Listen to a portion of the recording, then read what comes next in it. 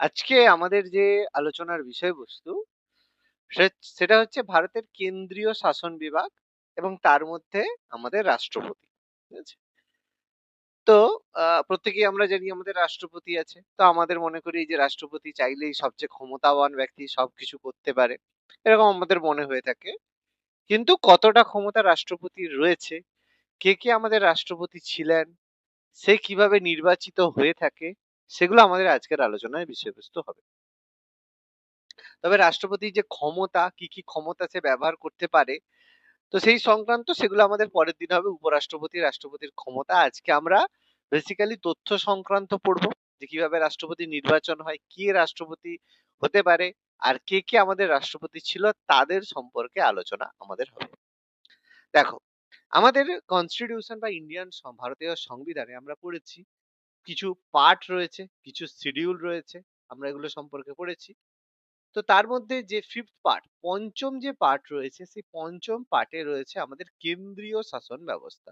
মানে কেন্দ্র সরকার যে শাসন কার্য পরিচালনা করে, সেটাকে আমরা বলি, সেটা রয়েছে আমাদের কেন্দ্রীয় শাসন ব্যবস্থা। মানে আমাদের দেশ কিভাবে শাসন করা হয়, আমাদের দেশে কি হয়, পুরো ভারতে একটা কেন্দ্রীয় শাসন ব্যবস্থা রয়েছে এবং প্রত্যেক রাজ্যে আলাদা আলাদা শাসন ব্যবস্থা রয়েছে। ওয়েস্ট বেঙ্গলে আলাদা রাজ্য সরকার রয়েছে, উত্তরপ্রদেশে আলাদা রাজ্য সরকার রয়েছে, ছত্তিশগড়ে আলাদা রাজ্য সরকার রয়েছে, উড়িষ্যায় আলাদা রাজ্য সরকার, অন্ধ্রপ্রদেশে আলাদা রাজ্য সরকার, তেলেঙ্গানায় আলাদা রাজ্য সরকার, মধ্যপ্রদেশে আলাদা রাজ্য সরকার, এরকম প্রত্যেক রাজ্যের রাজ্য সরকার আলাদা রয়েছে। কিন্তু সব রাজ্য সরকারকেই একটা কেন্দ্রীয় সরকার, কেন্দ্র সরকার বা সেন্ট্রাল গভর্নমেন্টের আন্ডারে থাকতে হয়।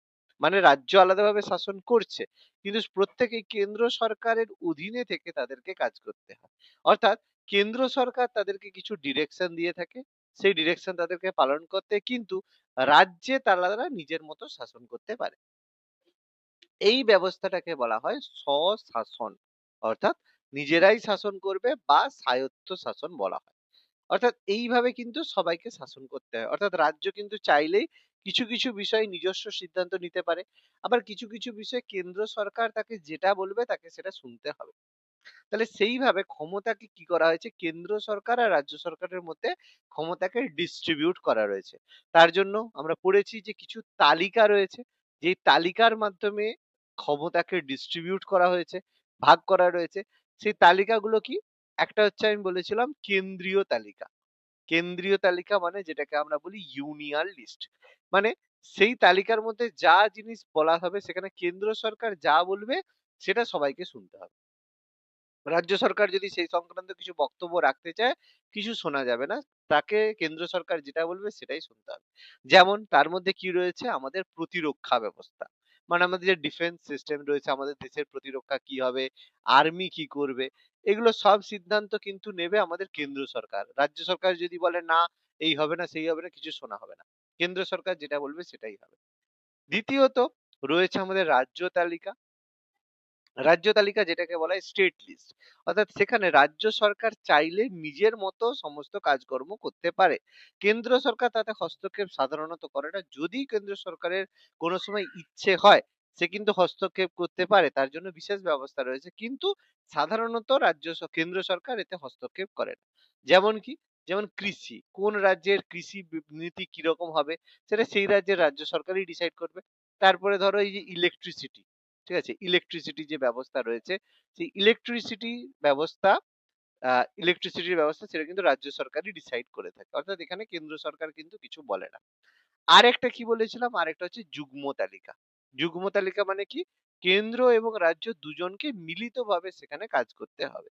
অর্থাৎ কেন্দ্র সরকার কিছু নীতি নির্ধারণ করবে, রাজ্য সরকার সেগুলো গ্রহণ করতে পারে, নাও করতে পারে, নিজের মতো করতে পারে। মোটামুটি দুজনকে মিলিয়ে কাজকর্ম করতে হয়ে থাকে। তার মধ্যে কোন জিনিসটা? তার মধ্যে রয়েছে আমাদের শিক্ষা বা এডুকেশন। ঠিক আছে? এরকম প্রত্যেক তালিকায় বিভিন্ন বিষয়বস্তু রয়েছে। তার মানে একটা জিনিস আমরা বুঝলাম যে সমস্ত যে ক্ষমতা, সেটা এই তালিকার মাধ্যমে ভাগ করা রয়েছে। কিছু ক্ষমতা কেন্দ্রীয় তালিকার মধ্যে রয়েছে, কিছু ক্ষমতা রাজ্য তালিকার মধ্যে রয়েছে, কিছু ক্ষমতা যুগ্ম তালিকার মধ্যে রয়েছে। এইভাবে পাওয়ার বা ক্ষমতাকে কিন্তু ডিস্ট্রিবিউট করা রয়েছে। এবার এই যে কেন্দ্রীয় তালিকায় শাসন করার জন্য কিছু পদাধিকার ব্যক্তিদেরকে নিয়োগ করা হয়েছে, যাদেরকে আমরা বলি এক্সিকিউটিভ। মানে যারা এর হয়ে কেন্দ্র সরকারের হয়ে কাজ করছে। তখন তাদেরকে কি বলবো? তাদেরকে বলবো কেন্দ্রীয় এক্সিকিউটিভ বা কেন্দ্রীয় শাসক। রাজ্য সরকারের হয়ে কিছু এক্সিকিউটিভ কাজ করছে, তাদেরকে রাজ্য এক্সিকিউটিভ বলা হবে।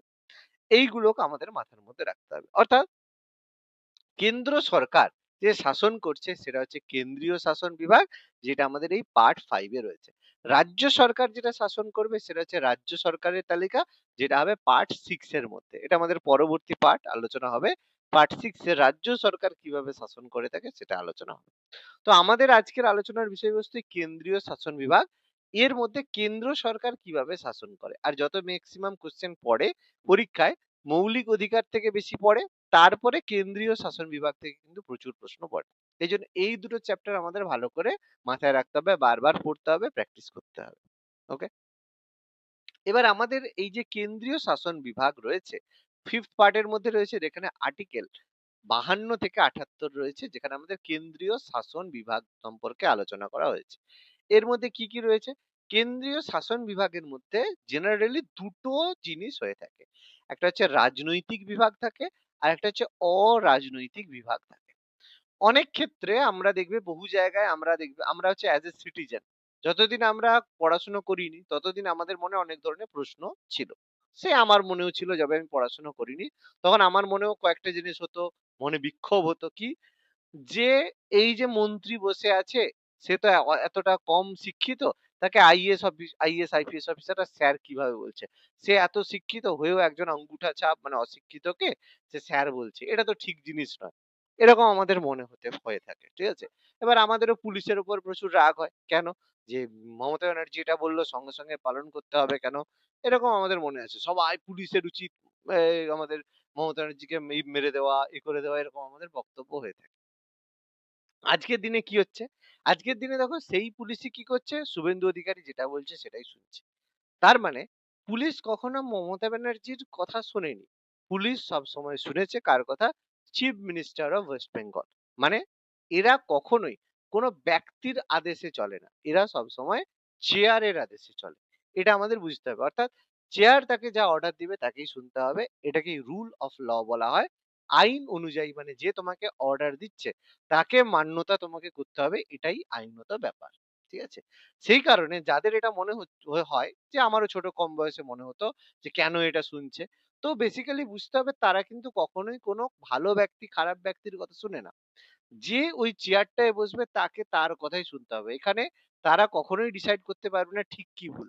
যদি পুলিশের হাতে ঠিক ভুলের সিদ্ধান্ত নেওয়ার ক্ষমতা দিয়ে দেওয়া হয়, তাহলে কিন্তু চরম অরাজকতার সৃষ্টি হবে। কারণ তোমার কাছে কোনো পুলিশের কাছে যেটা ঠিক অন্য পুলিশের কাছে সেটা ভুল। সেই জন্য এই যে পুলিশ এখন যে এনকাউন্টার করছে, বহু জায়গায় দেখছি এনকাউন্টার করছে। অনেকে বলছে বাহ! পুলিশের এটা করছে ভালো। পুলিশ দেখো আজকে খারাপ লোকের এনকাউন্টার করছে, কাল তো ভালো লোকের এনকাউন্টার করবে। অর্থাৎ তাদের হাতে কিন্তু এই এনকাউন্টারের ক্ষমতা দেওয়া কখনোই উচিত নয়। এনকাউন্টার যতই হোক, সে যতই খারাপ লোক হোক, এই কারণেই বলা হয় যে শাস্তি দেওয়ার অধিকার শুধুমাত্র আদালতের রয়েছে। জনগণের বা পুলিশের নেই। এটা আমাদের বুঝতে হবে। ঠিক আছে? তো এই রাজনৈতিক অরাজনৈতিক ব্যাপারটা কি কেন্দ্রীয় শাসনে? রাজনৈতিক বিভাগ মানে যেখানে যে পদাধিকার ব্যক্তিরা বাই ভোট মানে জনগণের ভোটের মাধ্যমে যারা নির্বাচিত হবে, তারা কেন্দ্রীয় শাসন বিভাগের অংশ। তারা ভোট দিচ্ছে পিপল, সেখান থেকে নির্বাচিত হচ্ছে। অরাজনৈতিক কারা?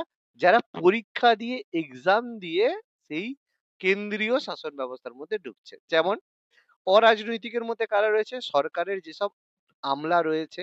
আমলা বলতে কাদেরকে বলা হয়? কোনো এই ফ্রুট আমলা নয়। আমলা মানে এখানে বলা হয় অফিসার যারা রয়েছে।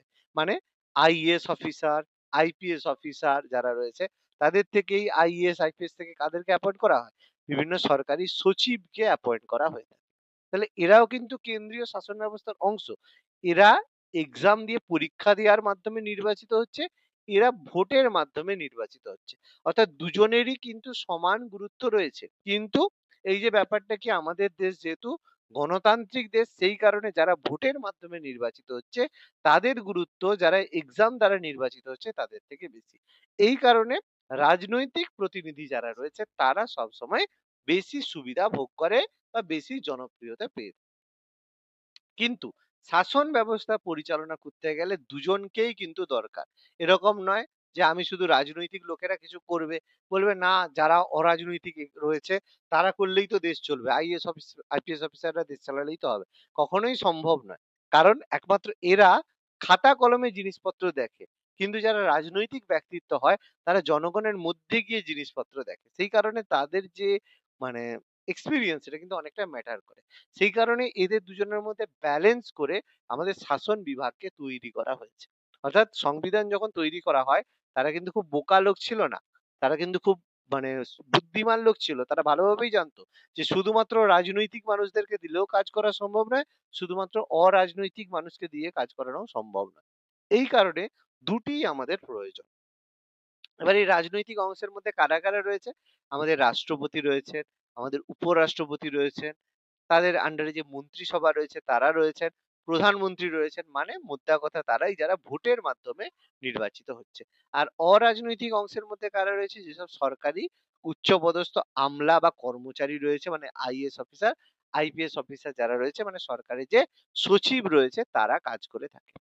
এবার অনেকের মনে হতে পারে স্যার সচিব জিনিসটা কি? সচিব কথাটা আমি অনেকবার শুনেছি। কিন্তু সচিব জিনিসটা কি স্যার সেটা সম্পর্কে আমাদের জানা নেই। তো সচিব জিনিসটা কি সেটা আমি ১ম এ একটু বুঝিয়ে দিচ্ছি যে সচিব কে হয় বা কিসের জন্য তাকে নিযুক্ত করা হয়। দেখো, আমাদের এই যে রাষ্ট্রপতি বলো, প্রধানমন্ত্রী বলো, মুখ্যমন্ত্রী বলো বা যেকোনো মন্ত্রী বলো, তাদের তো কোনো শিক্ষাগত যোগ্যতা নেই। প্লাস তার সাথে, সাথে তারা কোনো একটা দপ্তরে যে কাজকর্ম করবে, সেই সংক্রান্ত তাদের কোনো এক্সপেরিয়েন্স নেই। সাপোজ কোনো একজন ব্যক্তি ভোটে জিতলো, তাকে অর্থমন্ত্রী করে দেওয়া হলো। এবার সে তো এত কিছু সম্পর্কে জানবে। সে হয়তো পড়াশোনা করেছে, কিন্তু সে অর্থ সম্পর্কে, ইকোনমিক্স সম্পর্কে তো সে জানে না। সেই কারণে কি হয়? তাকে সাহায্য করার জন্য অর্থ সচিব, মানে যে অর্থনীতিতে খুব ভালো জ্ঞান রয়েছে, তাকে নিযুক্ত করা হয়। যে সেই মন্ত্রীর কাজটা সে করবে। কিন্তু নাম হবে সেই মন্ত্রী। যেমন আমাদের ধরেন নির্মলা সীতারামন। তিনিও আমাদের ফিনান্স মন্ত্রী বা অর্থমন্ত্রী রয়েছে। তাহলে যা বাজেট তৈরি হয় কি তিনি তৈরি করেন? একদম নয়। এটাই আমাদের ভুল কথা। তিনি তৈরি করেন। তিনি একটা মোটামুটি বলেন, দেখো এই জিনিসগুলো করো, কিন্তু বাজেটের যে টোটাল তৈরি তার জন্য রয়েছে আমাদের অর্থ সচিব। সেরকম প্রতিরক্ষা দপ্তরের জন্য, মানে প্রতিরক্ষা ডিফেন্স এর জন্য সে কি রাজনাথ সিং কি সব জানে? নিশ্চয়ই না। তার জন্য রয়েছে আমাদের ডিফেন্স প্রতিরক্ষা সচিব। অর্থাৎ প্রত্যেক দপ্তরে মন্ত্রীকে সাহায্য করার জন্য একাধিক সচিব থাকে, যারা কাজ করে সেই কাজ করে দেয়। এবং সেই কাজটাই তারা মানে মন্ত্রীরা সেটাকে রিপ্রেজেন্ট করে। এই কারণেই সচিবদেরকে নিয়োগ করা হয় এবং সচিবরা প্রত্যেকে minimum IAS officer, IPS officer হতে হয়। না হলে তারা হয় না। ঠিক আছে? এটা আমাদের বুঝতে হবে। এবার আমাদের যে দেশ রয়েছে তার মধ্যে সর্বোচ্চ স্তরে রয়েছে আমাদের রাষ্ট্রপতি। কিন্তু রাষ্ট্রপতিকে বলা হয় ভারতের নিয়মতান্ত্রিক বা নাম সর্বস্ব শাসক। মানে head of the state, executive head বা শাসনতান্ত্রিক হেড বলা হয়, যেটাকে ল্যাটিন ভাষায় বলা হয় ডি জিওর হেড। এবার ল্যাটিন ভাষায় কেন? কারণ আমরা আমাদের সংবিধানের বেশিরভাগ অংশ ইংল্যান্ড থেকে নিয়েছি, আর ইংল্যান্ডের ভাষা কি? ল্যাটিন ভাষা। তো সেই কারণে আমরা ল্যাটিন টার্ম কিন্তু বেশি ব্যবহার করি এইসব জায়গার ক্ষেত্রে। এবার কি বলা হয়? কেন নিয়মতান্ত্রিক শাসন বলা হয়? নিয়মতান্ত্রিক শাসন বলা হওয়ার কারণ যে আমাদের রাষ্ট্রপতি যে রয়েছে তিনি নামেই সর্বস্ব শাসক। তার নামেই সর্বস্ব সমস্ত ক্ষমতা রয়েছে। কিন্তু আসল ক্ষমতা বা রিয়েল হেড কে থাকে? প্রধানমন্ত্রী। মানে প্রধানমন্ত্রী সমস্ত সিদ্ধান্ত নিয়ে থাকে।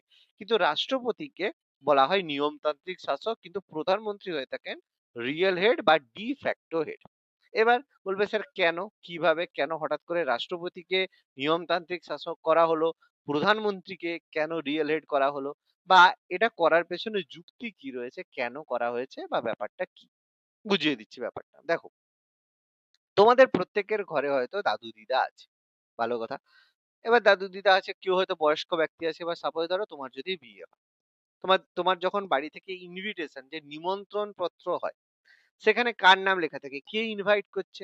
দেখবে সবসময় যে বয়োজ্যেষ্ঠ ব্যক্তি হয় তার নাম দেওয়া হয়। যে সে ডাকছে তার নামেই দেখবে কার্ডটা করা হয় যে সে ইনভাইট করছে। কিন্তু সে যে ইনভাইট করছে সে কি ডিসিশন নেবে? যে কার সাথে বিয়ে হবে, বিয়েতে কি অনুষ্ঠান হবে, না হবে, এই হবে, কি খাবার-দাবার হবে, কতজন লোক আসবে, কাকে ডাকা হবে? সিদ্ধান্ত কি সে নেয়? নিশ্চয়ই না। সে শুধু ওই ইনভিটেশন করে দিয়েছে, বিয়ের দিন বসে, বসে খাবে, লোক এসে প্রণাম করবে, আর ঠিক আছে ভালো থাকিস। এইটুকু। এর বাইরে তাদের কিন্তু দাদু ঠাকুমার আর কিন্তু কোনো কাজ নেই। তার মানে রাষ্ট্রপতিকে ভাবো এই দাদু ঠাকুমার মতো। তাহলে তার নামেই সমস্ত কাজ হবে, কিন্তু সব ডিসিশন নেবে প্রধানমন্ত্রী মানে তোমার বাবা। বাবা বলবে এই সব হবে, এতজন লোককে ডাকা হবে, এই খাবার দাবার হবে, সব ডিসিশন আমার। পরিষ্কার কথা। এবার বাবারা হচ্ছে কি, মেয়ের একটাই মেয়ে বা একটাই ছেলের বিয়ে, ওই জন্য কিছু ডিসিশন মেয়ে ছেলেদের হাতে রাখে। কিন্তু বেশিরভাগ ডিসিশন তার সম্মতি ছাড়া কিছু হয় না। সেই কারণেই হয়ে থাকে। তার মানে রাষ্ট্রপতিকে ভাবতে পারো দাদুর মতো, প্রধানমন্ত্রীকে ভালো বাবার মতো। ঠিক আছে? এবার সমস্ত যে শাসন সেটা কিন্তু মন্ত্রী পরিষদ মানে রাষ্ট্রপতির নামেই, প্রধানমন্ত্রীর নেতৃত্বে মন্ত্রী পরিষদই রাষ্ট্রপতির নামে শাসন কার্য পরিচালনা করে। এবার মনে হতে পারে যে ক্ষমতা তো রাষ্ট্রপতির হাতে দেওয়া যেত, প্রধানমন্ত্রীর হাতেই কেন ক্ষমতা দেওয়া আছে? এর কারণ, রাষ্ট্রপতির হাতে যদি ক্ষমতা দেওয়া হয় তাহলে কিন্তু অনেক রকম সমস্যা আছে। কি রকম সমস্যা? প্রথমত, আমাদের রাষ্ট্রপতির হাতে থাকে ইন্ডিয়ান আর্মি, মানে ভারতের যে সেনাবাহিনী সেটা কিন্তু রাষ্ট্রপতির হাতে থাকে। এবার ধরো রাষ্ট্রপতিকে সমস্ত ক্ষমতা দিয়ে দেওয়া হলো, রাষ্ট্রপতি সমস্ত ডিসিশন নেবে। তার মানে কি হবে? রাষ্ট্রপতির হাতে আর্মি রয়েছে, সে যেকোনো সময় আর্মিকে বলবে ওকে মেরে দাও, ওখানে যুদ্ধ করো, এখানে এই করো, সেই করো। তার মানে কি? রাষ্ট্রপতি তার স্বৈরাচারী ক্ষমতা প্রদর্শন করতে পারে। সেই কারণে আমাদের দেশে রাষ্ট্রপতিকে ক্ষমতা দেওয়া হয় না। তাকে নাম সর্বস্ব শাসক রয়েছে। প্রধানমন্ত্রী আর মন্ত্রী পরিষদ যদি ডিসাইড করে, যেটাই বলবে রাষ্ট্রপতিকে সেটা শুনতে হবে। অর্থাৎ রাষ্ট্রপতি ওই দাদুর মতো। কিন্তু আমেরিকার ক্ষেত্রে উল্টো। আমেরিকার ক্ষেত্রে রাষ্ট্রপতি কিন্তু যে আমাদের ডোনাল্ড ট্রাম্প, তার কাছে কিন্তু পুরো আর্মিও রয়েছে এবং তার সাথে সাথে তিনি কিন্তু সেই দেশের পুরো হেড, রিয়েল হেড। সেই কারণে দেখো আমেরিকার রাষ্ট্রপতি সবচেয়ে শক্তিশালী দেশ। সেই দেশে ওই ধরনের সিস্টেম রয়েছে, ওই কারণে দেখো আমেরিকা দুদিন ছাড়া ছাড়া ঝগড়া করে, এর সাথে লড়াই করে, তার সাথে লড়াই করে। এই কারণে ব্যাপারগুলো রয়েছে। ওকে, বলো এতটা যে আমি বোঝালাম, এর মধ্যে কারো কোনো প্রশ্ন আছে কিনা বলো। কিন্তু স্যার রাষ্ট্রপতির হাতে যতই মানে হচ্ছে সেনাবাহিনী থাকুক কিন্তু সব ব্যাপারে সেটা করার তো সেটা তো আইন বিরুদ্ধ হয়ে যাবে। না, এবার আইনের বাইরে গিয়ে তো উনি ডিসিশন নিতে পারবেন না। হ্যাঁ, কিন্তু ব্যাপারটা ওই যে বললাম, আমাদের হচ্ছে ডোনাল্ড ট্রাম্পেরও তো, তিনি তো এই যে যুদ্ধ ঘোষণা করলো, তার যে সেনেট রয়েছে, তার যে মন্ত্রীরা রয়েছে, তারা তো তাকে সম্মতি দেয়নি। তবুও তারা কেন যুদ্ধ করছে? Donald Trump. তার মানে রাষ্ট্রপতির হাতে সেই যুদ্ধ ঘোষণা করার ক্ষমতা রয়েছে। কিন্তু আমাদের এখানে রাষ্ট্রপতির হাতে তো ক্ষমতা এই কারণেই দেওয়া হয়নি। যদি দিয়ে দেয়, রাষ্ট্রপতি তো যুদ্ধ ঘোষণা করে দিতে পারে, "এই চলো যুদ্ধ হবে।" সেই কারণে আমাদের রাষ্ট্রপতিকে ক্ষমতা সেটা দেওয়া হয়নি। কিন্তু আমেরিকার রাষ্ট্রপতিকে সেই ক্ষমতা দেওয়া হয়। এইজন্য পৃথিবীর সবচেয়ে শক্তিশালী ব্যক্তি বলা হয় আমেরিকার রাষ্ট্রপতি। এবার বোঝা গেল ব্যাপারটা? আচ্ছা, ঠিক আছে। হুম, হুম, হুম, একদম।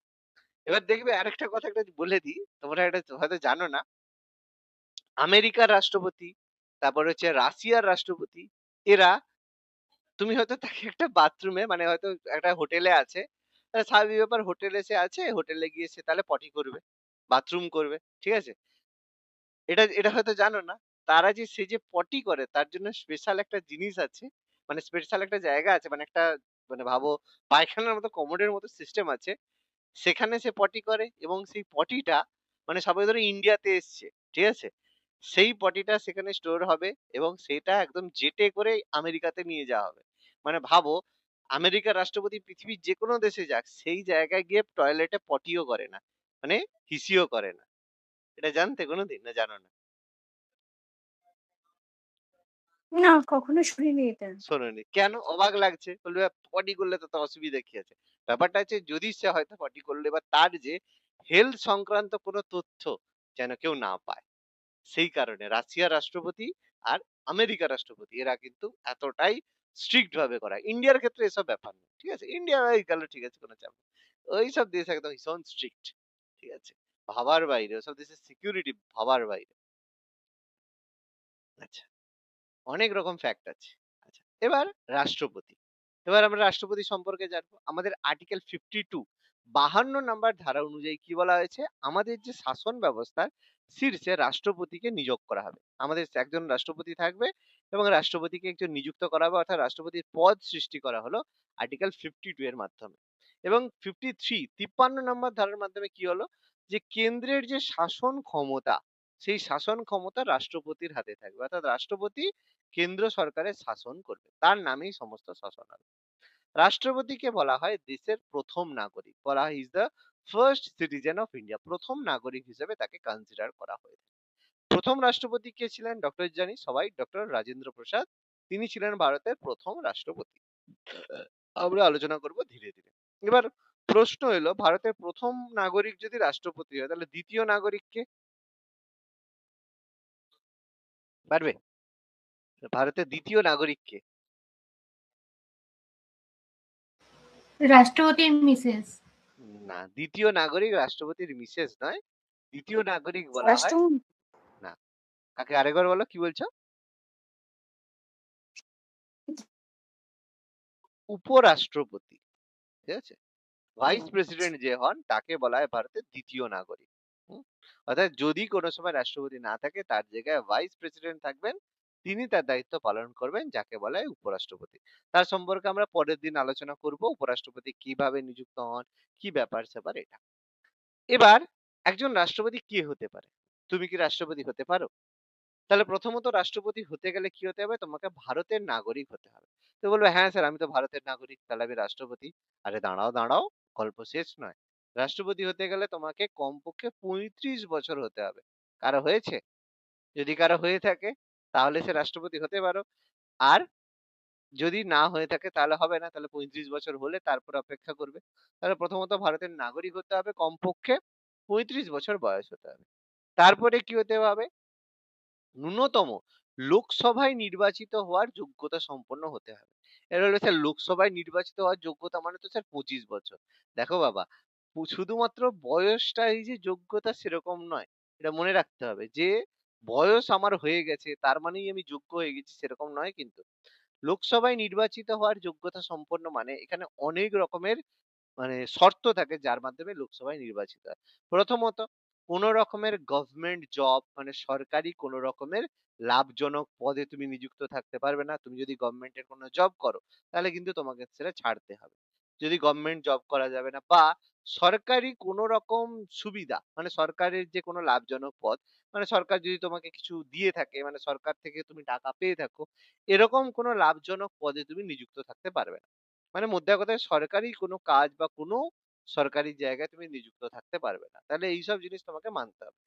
এবার বললে ঠিক আছে, আমি চাকরিও করি না, ৩৫ বছর হয়ে গেছে, ভারতের নাগরিক হয়ে গেছি, এবার তো আমি রাষ্ট্রপতির জন্য দাঁড়াতে পারবো। আরে রুকো যারা, থোড়া সবর করো। এবার সবচেয়ে বড় কথা, কি কে হতে পারবে? রাষ্ট্রপতি পদের জন্য তোমাকে আগে নমিনেশন বা মনোনয়ন পত্র দিতে হবে। ভোটের আগে দেখেছো মনোনয়ন পত্র জমা দিতে পারছে। মনোনয়ন পত্র বা নমিনেশন পেপার জিনিসটা কি? নমিনেশন পেপার মানে যে তুমি যে দাঁড়াচ্ছ, সেই জন্য তোমার যে ডিটেলস সেগুলো নিয়ে ইলেকশন কমিশনের কাছে জমা দিতে হবে যে আমি একজন ব্যক্তি, আমি এই জায়গার পদপ্রার্থী হয়ে দাঁড়াতে চাইছি। সেই হিসাবে তুমি নমিনেশন জমা দিতে গেল। এবার সেই নমিনেশন যে জমা দিতে গেলে সেই নমিনেশনকে অন্তত ৫০ জন নির্বাচকের দ্বারা প্রস্তাবিত হতে হবে। মানে ৫০ জন এরকম লোক থাকবে যারা তোমাকে তোমার প্রস্তাবটাকে বলবে যে হ্যাঁ, প্রস্তাবগুলো যে হবে, আর অন্য ৫০ জন নির্বাচকের দ্বারা সমর্থিত হবে। অন্য ৫০ জন বলবে হ্যাঁ ঠিক আছে, আমরা একে সমর্থন করছি, তাহলে সে হতে পারবে। বলবে ঠিক আছে স্যার, ১০০ জন ও জোগাড় করে নেবো। আমার মামা আছে, কাকা আছে, দাদু আছে, দিদা আছে, এইসব বন্ধু আছে, এরকম ফ্রেন্ড আছে, সবাইকে বলবো তোরা ৫০ জন প্রস্তাব দিবি আর ৫০ জন সাইন করবি। তাহলে তো দাঁড়াতে পারবো। রুকো যারা, এখনো দাঁড়াতে পারবে। বলবে স্যার এই আবার কি? এটা আবার কেন? তাহলে নির্বাচক মানে এরকম নয় যে যেকোনো লোককে তুমি দাঁড় করে দেবে। এই নির্বাচক হচ্ছে তারা যারা বর্তমানে লোকসভায় বা রাজ্যসভায় এমপি আছে, বা কোনো রাজ্যে এমএলএ আছে। অর্থাৎ তোমাকে এমপি বা এমএলএ জোগাড় করতে হবে ৫০+৫০, মানে হয় ৫০, যে কোনো টোটাল মিলিয়ে তুমি ৫০ জনকে জোগাড় করে আনো এমপি এমএলএ। তারা যদি বলে হ্যাঁ ঠিক আছে, যে আমরা ৫০ জন প্রস্তাব দিচ্ছি আর ৫০ জন সমর্থন করছি, তখন তুমি দাঁড়াতে পারবে। এরকম নয় যে রাষ্ট্রপতি হয়ে যাবে তখন তুমি দাঁড়াতে পারবে। বলবে স্যার, গল্প শেষ, এমপি এমএলএ তাদের পেছনে পেছনে তো ঘুরে বেড়াচ্ছি, তারা নাকি আমাকে আবার সমর্থন করবে। করবে নি, তাহলে রাষ্ট্রপতি হতে হবে না, চলো ঘুমিয়ে যাও। ঠিক আছে, বোঝা গেল না গেল না? দাঁড়াতে পারার ক্ষেত্রে মানে যোগ্যতা ক্লিয়ার হলো? হ্যাঁ স্যার। স্যার, বলো বলো, নিশ্চয়ই। স্যার বলো বলো। একটা কোয়েশ্চেন আছে আমার, একদম এটা আমার সবসময় মনে হয় একদম। যে আচ্ছা, আমাদের আমাদের ইন্ডিয়াতে যদি রাষ্ট্রপতি সেই রকম, যদি মানে কি সেই রকম তো কোনো মানে প্রয়োজন নেই, হুম মানে সবটাই আমাদের প্রধানমন্ত্রী, হুম খালি জাস্ট লাস্ট মোমেন্টে সাইন করা বলতে এটা মানে শেষ সিদ্ধান্তটা ওনার নেওয়া। তো খুব কি প্রয়োজন হয় আমাদের এই পদটা থাকার রাষ্ট্রপতি? আচ্ছা, খুব মানে ভালো, কেন আছে? খুব ভালো কথা বলছো, খুব ভালো কথা বলছো। ঠিক আছে? এবার ধরো আমি তোমাকে একটা প্রশ্ন করি। সাপোজ ধরো তুমি তোমার বাচ্চাকে এরকম বড় করছো। ঠিক আছে? বড়-টড় করছো। তারপরে বাচ্চা বলছে যে একটা সময় পরে তুমি আর কাজ করতে পারছো না। ঠিক আছে? তখন বলল তো তাহলে তো আর মা-বাবার তো আর প্রয়োজন নেই। চলো এদেরকে মেরে দেয়া হোক। ঠিক আছে? তাহলে কি সেটা ভালো দেখাবে? দেখাবে না। কেন? কারণ বলবে যে না, না ঘরে সেটা নয় না, না মানে আমি বলছি শোনো, হ্যাঁ, আমি বলছি শোনো বলুন। পুরোটা বলতে দাও। তাকে সেটা কি ভালো লাগবে? ভালো লাগবে না। বলবে কেন? না আমি তো এতদিন তার হয়ে দায়িত্ব পালন করছি। তারও তো আমাদের প্রতি একটা দায়িত্ব আছে। প্রশ্নটা দায়িত্বের নয়। প্রশ্নটা হচ্ছে বা প্রয়োজনটা হচ্ছে এক্সপেরিয়েন্স এর। যেটাকে বলা হয় মাথার উপরে একটা ছাতা। দেখবে যেসব ফ্যামিলিতে বয়স্ক কোনো ব্যক্তি থাকে সেসব ফ্যামিলির যে ছেলে মেয়ে বলো বা গার্জেনরা বলো তারা নিয়মের মধ্যে চলতে পছন্দ করে। কিরকম? সবাই ধরো যে হাজবেন্ড আছে সে বলে না বাড়িতে বাবা আছে সিগারেট খাবো না। বাড়িতে হচ্ছে মা আছে খারাপ কথা বলবো না ঝগড়া করবো না একটা নিয়মের মধ্যে চলে। সেই ধরনের ভারতের ক্ষেত্রেও এটার প্রয়োজন আছে। কেন? রাষ্ট্রপতি হচ্ছে একজন হেড অফ দ্য স্টেট মানে বাড়ির একজন হেড প্রধান ব্যক্তি। যতই ডিসিশন প্রধানমন্ত্রী নিক তাদের নাম একটা সবসময় থাকার দরকার। মানে তুমি একটা জায়গায় গেলে, ভালো তোমাকে একটা খুব সুন্দর একটা উদাহরণ দিচ্ছি। তুমি একটা জায়গায় তুমি একটা আইএএস অফিসার বা আইপিএস অফিসার তুমি করছো। যে কি চাকরি করো না আইপিএস অফিসার। দিয়ে তোমার নাম কি বললে? সাপোজ বললো তোমার নাম বললো হচ্ছে ধরো কমল টুডু। সঙ্গে, সঙ্গে দেখবে লোক বলবে ও এসটি তো। সঙ্গে, সঙ্গে দেখবে হয়ে গেল। কেন? This is not discrimination. একটা মানুষের মধ্যে একটা ধারণা হয়ে গেছে যে এই জায়গা। অর্থাৎ সব জায়গায় দেখবে যখনই একজন বয়স্ক ব্যক্তি বা পদাধিকার ব্যক্তি কোনো জায়গায় থাকবে, সঙ্গে, সঙ্গে তার একটা নাম হয়। ভারতের ক্ষেত্রে বলো সব দেশের ক্ষেত্রেও হেড অফ দ্য স্টেট রাখার প্রয়োজন এই কারণে সেটা যেকোনো দেশে যদি যায় সেই দেশকে রিপ্রেজেন্ট করার জন্য বা নাম দেওয়ার জন্য একজনকে রাখতে হয়। কার নামে হবে? ঘরের প্রপার্টি সবসময় কেন বড় মানে মানে যে বাড়ির যে বুড়ো তার নামে কেন করা হয়? ইনভিটেশন কার্ড যে তুমি বলতে পারো যে আমি করব আমি হচ্ছে আমি আমার নামে করব যে আমার বিয়েতে আমি সবাইকে ডাকছি। করা হয় কেন? একটু মানে লোকে যাতে ভালো বলে প্লাস নিজের যে একটা যাকে বলা হয় স্টেটাস বা একটা লোকের কাছে একটা রিপ্রেজেন্টেশন তার জন্য। সেই কারণে প্রত্যেক দেশের রাষ্ট্রপতি বলো হেড অফ দ্য স্টেট বলো তাকে রাখা হয়। কারণ হেড অফ দ্য স্টেট যদি না থাকে সেই দেশকে যখন রিপ্রেজেন্ট করবে কেউ তাকে সিরিয়াসলি নেবে না। বলবে ও বাবা এ তো এটা করে। কেউ তোমাকে সিরিয়াসলি নেবে না। কথাটা বোঝা গেল না গেল না?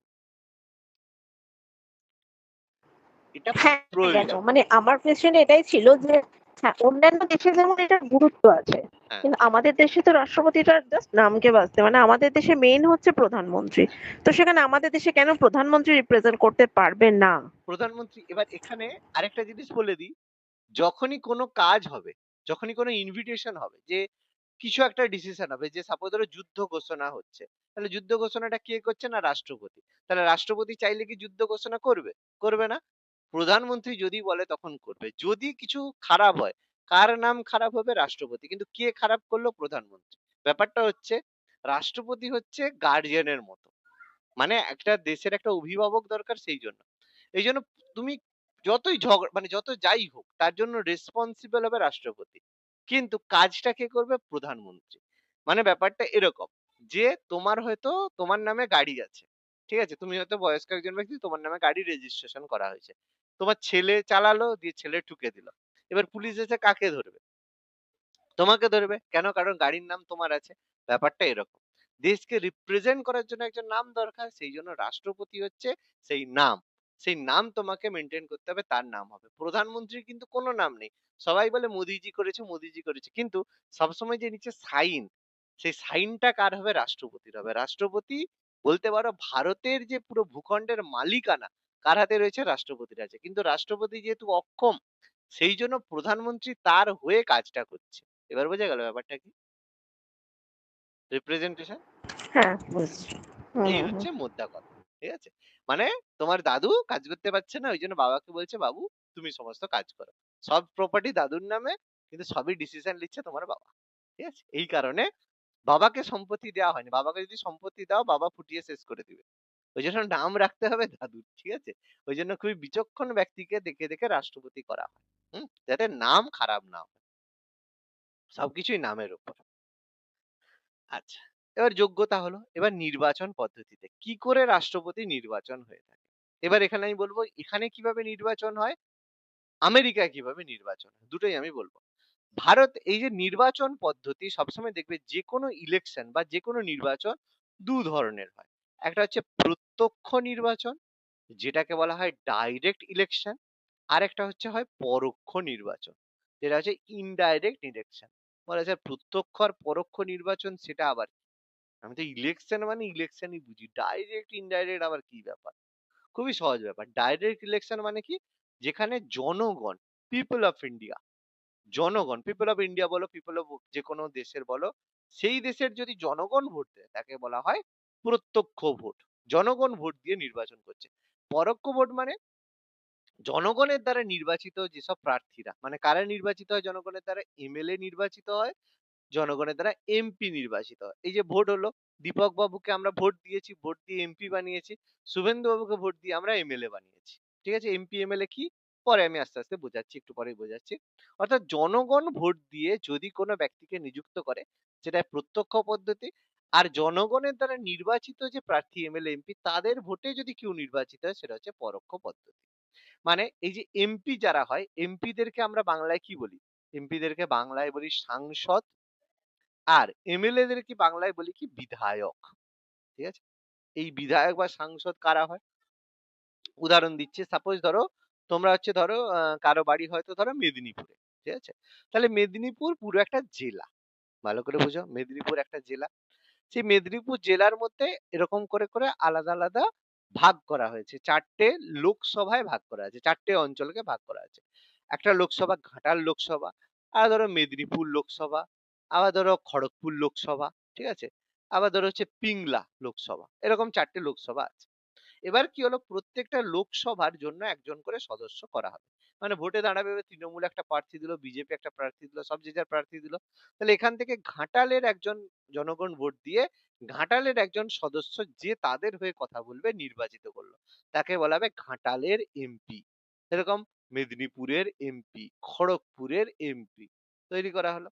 এরা কি করবে, সরাসরি দিল্লিতে যে এমপি রয়েছে মানে সাংসদ ভবন রয়েছে সেখানে সদস্য হবে। মানে এরা কিন্তু পশ্চিমবঙ্গে বসবে না, পশ্চিমবঙ্গ থেকে এমপি হয়ে তারা দিল্লিতে গেল।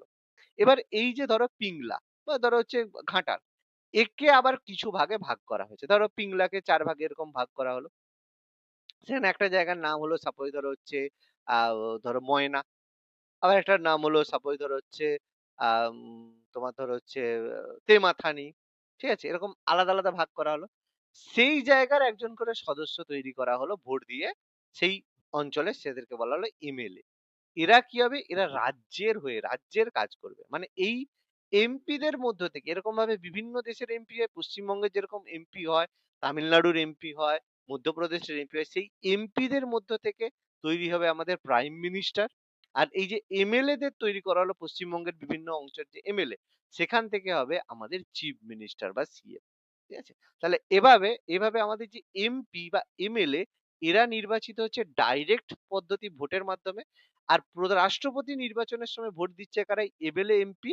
সেই জন্য এটা হচ্ছে ইনডাইরেক্ট পদ্ধতিতে নির্বাচন হচ্ছে। ঠিক আছে, সেই জন্য যে রাষ্ট্রপতি নির্বাচন পরোক্ষভাবে হয়ে থাকে, প্রত্যক্ষভাবে নয়। এবার প্রশ্ন হতে পারে যে হঠাৎ করে রাষ্ট্রপতিকে পরোক্ষভাবে কেন নির্বাচিত করা হলো, প্রত্যক্ষভাবেই হতো, আমরাও ভোট দিতাম রাষ্ট্রপতিকে, এমপি এমএলএ কেন করা হলো? দেখো, ডাইরেক্ট ইলেকশন ভীষণ কস্টলি, প্রচন্ড বেশি টাকা লাগে ডাইরেক্ট ইলেকশনের জন্য। এই যে দুদিন আগে যে ভোট হলো, কত টাকা কেন্দ্রীয় বাহিনী থেকে শুরু করে কত ব্যাপার। সেই কারণে রাষ্ট্রপতি নির্বাচনে আমরা পরোক্ষ বলি, প্রথম কথা টাকার জন্য। দ্বিতীয় কথা, রাষ্ট্রপতি নির্বাচনের জন্য যেহেতু বেশি সংখ্যক লোক লাগে না, সেই কারণে জনগণকে মানে এর যে পদের গুরুত্ব কম, সেই কারণে এখানে ডাইরেক্ট ভাবে আমরা নির্বাচন করি না, ইনডাইরেক্ট পদ্ধতিতেই করে থাকি। ঠিক আছে, তাহলে দুটো আর্টিকেল পড়লাম, প্রথমে 52 রাষ্ট্রপতিকে নিযুক্ত করা হলো, রাষ্ট্রপতির হাতে ক্ষমতা দেওয়া হলো কেন্দ্রীয় শাসন। 54 নম্বর ধারায় কি বলা হলো, রাষ্ট্রপতি নির্বাচন হবে একটা বিশেষ নির্বাচনী সংস্থার মাধ্যমে। একটু আগেই বললাম নির্বাচনী সংস্থা মানে কে, যারা ভোট দিতে পারবে। কে কে? সংসদের পার্লামেন্টের উভয় কক্ষের নির্বাচিত সদস্য, বোথ হাউস, উভয় কক্ষের নির্বাচিত সদস্যরা ভোট দিতে পারবে, আর বিধানসভার যারা নির্বাচিত সদস্য তারা ভোট দিতে পারবে। একটু আগে আমি বলছিলাম যে 50 জন নির্বাচকের দ্বারা প্রস্তাবিত এবং 50 জন নির্বাচকের দ্বারা সমর্থিত হতে হবে। এই নির্বাচক বলতে কারা? এই এমপি আর এমএলএ দের কথা বলা হচ্ছে। এবার সংসদে কিন্তু দুটো কক্ষ রয়েছে। আমাদের যে পার্লামেন্ট বা সংসদ রয়েছে তার দুটো হাউস রয়েছে। একটা হচ্ছে আমাদের লোকসভা রয়েছে আর একটা রাজ্যসভা রয়েছে। আপার হাউস, লোয়ার হাউস বলা হয়, আমরা পরে এটা পড়বো। লোয়ার হাউস লোকসভার যে সদস্য তাদেরকেও এমপি বলা হয়, রাজ্যসভার সদস্য তাদেরকেও এমপি বলা হয়ে থাকে। তাহলে এই লোকসভা রাজ্যসভার যে এমপি রয়েছে তারা ভোট দিতে পারবে। এবার নির্বাচিত কেন বলছে? কারণ লোকসভার সদস্য সবাই নির্বাচিত হয়, কিন্তু রাজ্যসভায় 12 জন এরকম সদস্য রয়েছে যাদেরকে রাষ্ট্রপতি মনোনীত করে। বিভিন্ন ক্ষেত্র থেকে, আমাদের শিক্ষা, তারপরে শিল্প, এই ক্ষেত্রে থেকে মনোনীত করে, নমিনেশন বলা হয়, মনোনীত করে। সেই কারণে এই 12 জন সদস্যরা কিন্তু রাষ্ট্রপতি নির্বাচনে ভোট দিতে পারবে না। ভোট দিবে কারা? সংসদের এই লোকসভা রাজ্যসভার নির্বাচিত সদস্যরা। আর আমাদের যে প্রত্যেক রাজ্যের যে বিধানসভার নির্বাচিত সদস্য মানে যারা এমএলএ, তারা ভোট দেবে। ভোট দিয়ে একটা নির্বাচক মন্ডলী তৈরি করা হবে। নির্বাচক মন্ডলী মানে যারা ভোট দিতে পারবে। এরা ভোট দিল, ভোট দিয়ে যে বেশি ভোট পাবে সে জিতে যাবে, সে হচ্ছে ভোটে সিলেক্টেড হবে। তাহলে বেসিক্যালি যে রাজ্যে বেশি যে পার্টির সদস্য থাকবে, ওই জন্য দেখো সবসময় বিজেপি ক্ষমতায়, কেন্দ্র সরকারে যে ক্ষমতায় থাকে তারই সদস্য জেনারেলি হয়। কারণ যে কেন্দ্র সরকারের ক্ষমতায় থাকে তার বেশি রাজ্যে বিধানসভার সদস্য আছে, সেই কারণে সে হচ্ছে সেই জায়গায় হয়ে যায়। ঠিক আছে, ওই জন্য অন্য কেউ ক্যান্ডিডেট দিলেও পায় না। আর আর্টিকেল 55 কি বলেছে? রাষ্ট্রপতি নির্বাচন পদ্ধতি কিভাবে নির্বাচিত হবে, এই যে পদ্ধতিটা বললাম, কে কে ভোট দিবে, সেই কি পদ্ধতিতে নির্বাচন হবে সেটা আর্টিকেল 55 বলা আছে। বলো, এতটা ক্লিয়ার থাকলে বলো, কোনো অসুবিধা বা কোনো প্রশ্ন থাকলে বলো।